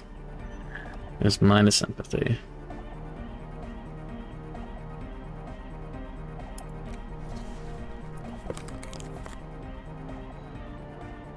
I think there were glasses too. No, I just put them on. Shit.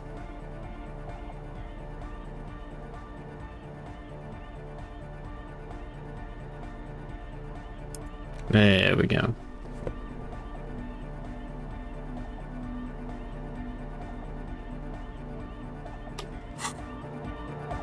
Welcome back. The device is still hey, 2 6s even. As a brick from the batteries inside. The company logo, Omicron, adorns its yellow plastic cover. Inside, the tape is rolling. The girl looks at the device in your hands. She looks you in the eye, her pupils wide, surrounded by a ridiculous amount of makeup. Huh. He's an empath. I deduce you are very cold. Your words echo through the hall. The wooden boards all around groan and creak. She remains silent. It's real. Tell her. What is? The dark. Contact Mike. I know. I'll stick to it. I should have gone for contact Mike. Fuck. So thanks, I guess, for the psych session. Maybe I can return it. What's been eating you, officer? Sure. Me? Again? I told you, I'm a silver bird. Yes, better that way. Me? Again? I told you. Wait, hold I'm a on. silver... It means I don't answer questions about... Alright. There is. Thank you. Sure. Well, shit, that's it. Damn. Alright. Well, one more thing right now.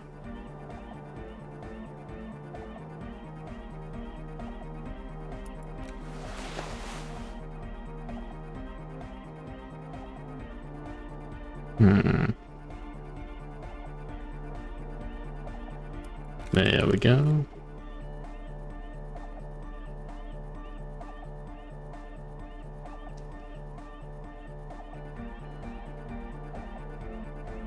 I think that's all we got.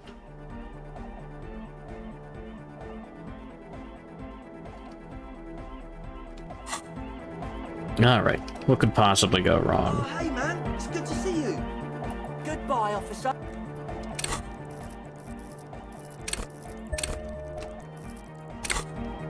Oh, hey man, it's good to see you. Oh, impossible. Well, maybe I should have kept that one thing. You close your eyes. But just imagine the... Puts a grin on your... Salvation. Goodbye, officer. I mean, we could try one more time, but... yeah, what's the harm? Oh, hey man, it's good to see you. You close your eyes. But just... Puts a grin on your... Salvation. Goodbye, officer. Well, that was fun. Yes, what is it?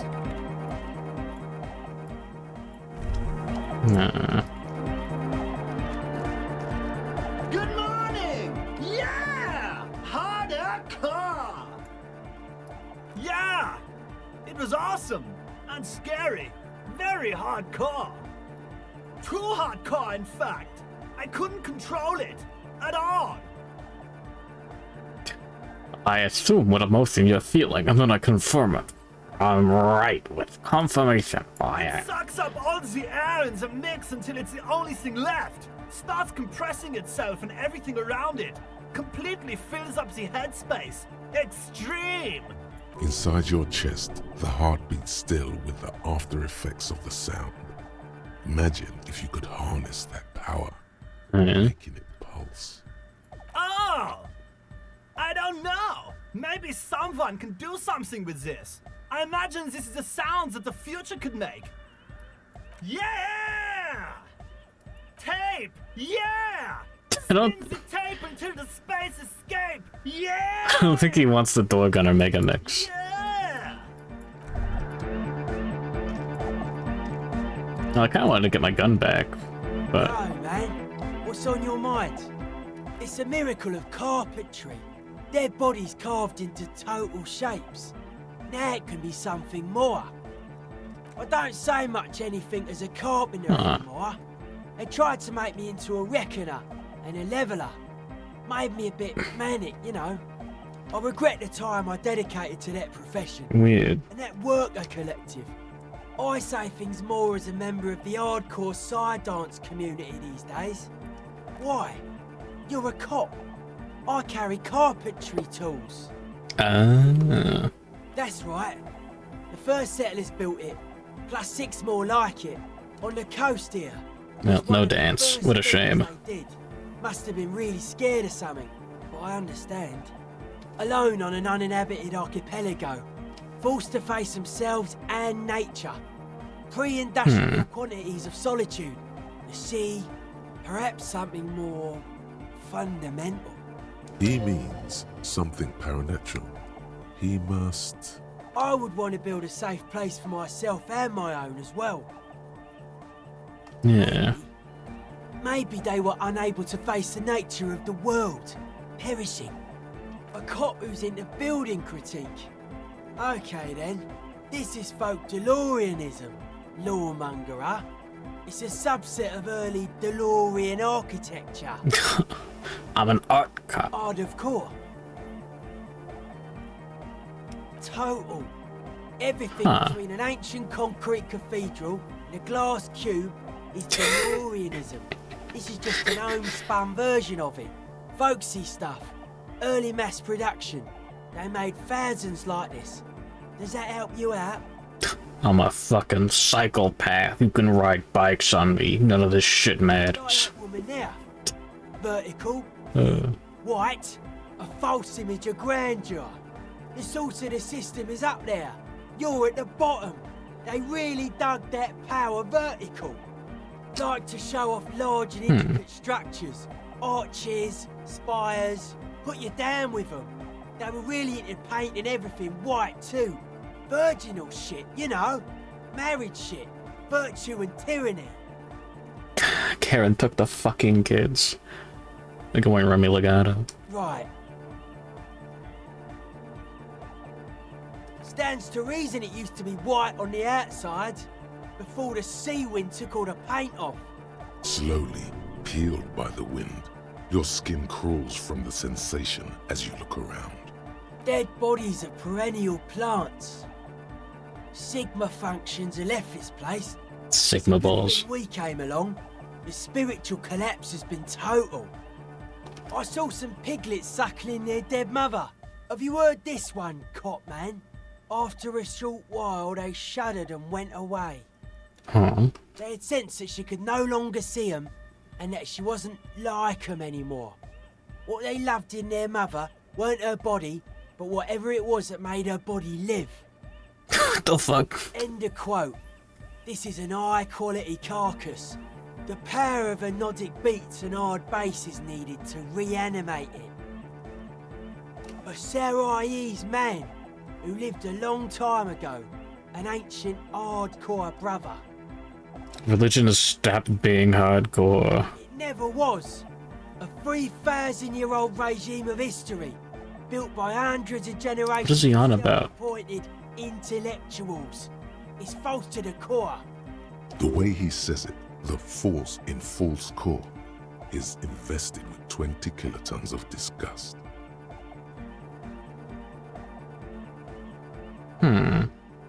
I only said unity.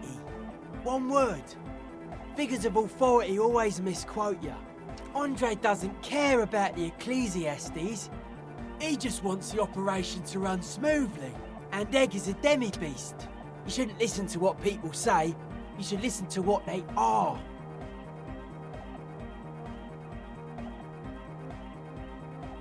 But were you wrong? The founding party is okay with everything. Look around. They don't have enough love for the human crew to oppose anything anymore. We're on our own. Where's the hardcore religion? Where's the ritualistic sacrifice? Where are the beats? Anodic dance music. Regular dance music wasn't hard enough. And yes, I do. You know what this kind of stuff goes well with. Your I don't need to be a narc. Like, just wondering if he has any. I don't. Fuck her giving me the evil eye.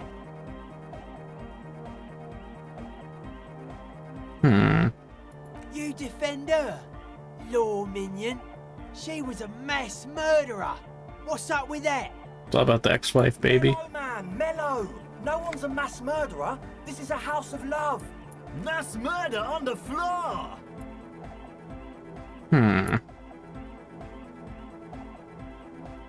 A little scary. There is. She is a party repellent and must be taken down before we can begin partying in here. Me when I see woman. No, that's not it. It's something more. Something closer to your skin. The speed freak's eyes narrow with suspicion, as if he's looking at a man possessed. It's not coming down. People are gonna love it. It'll be like our thing. Plus it keeps the cold and the rain out. I like this question, cop man. She did not live the life of a human. She lived like someone who's playing a game. The life of an operator. That's not the life that humans live. She was adored. Humans aren't. I don't know about you, but they hate me. And they do not think I'm innocent or some shit like that.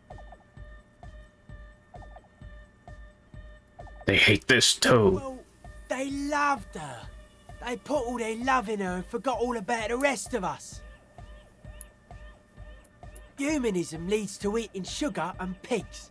Humanism was invented to mass produce billions of humans. Billions of humans can mass produce hundreds of billions of pigs. She liked games. Her legacy, a thing we live in, isn't real life. It's a strategy for some kind of victory against a long-dead opponent. But, yo, I'm only annoyed. What do I know? She invented She's pretty.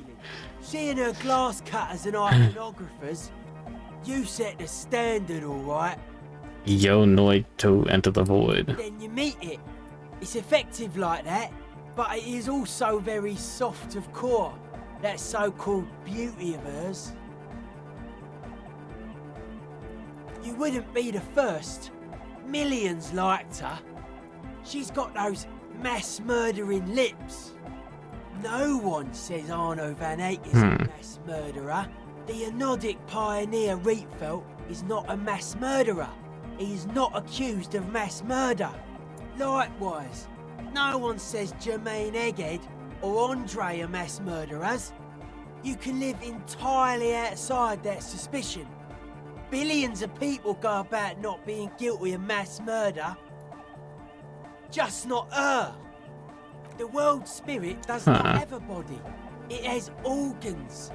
Hardcore is an organ of the world spirit. What? This Arno van Eyck track is an organ.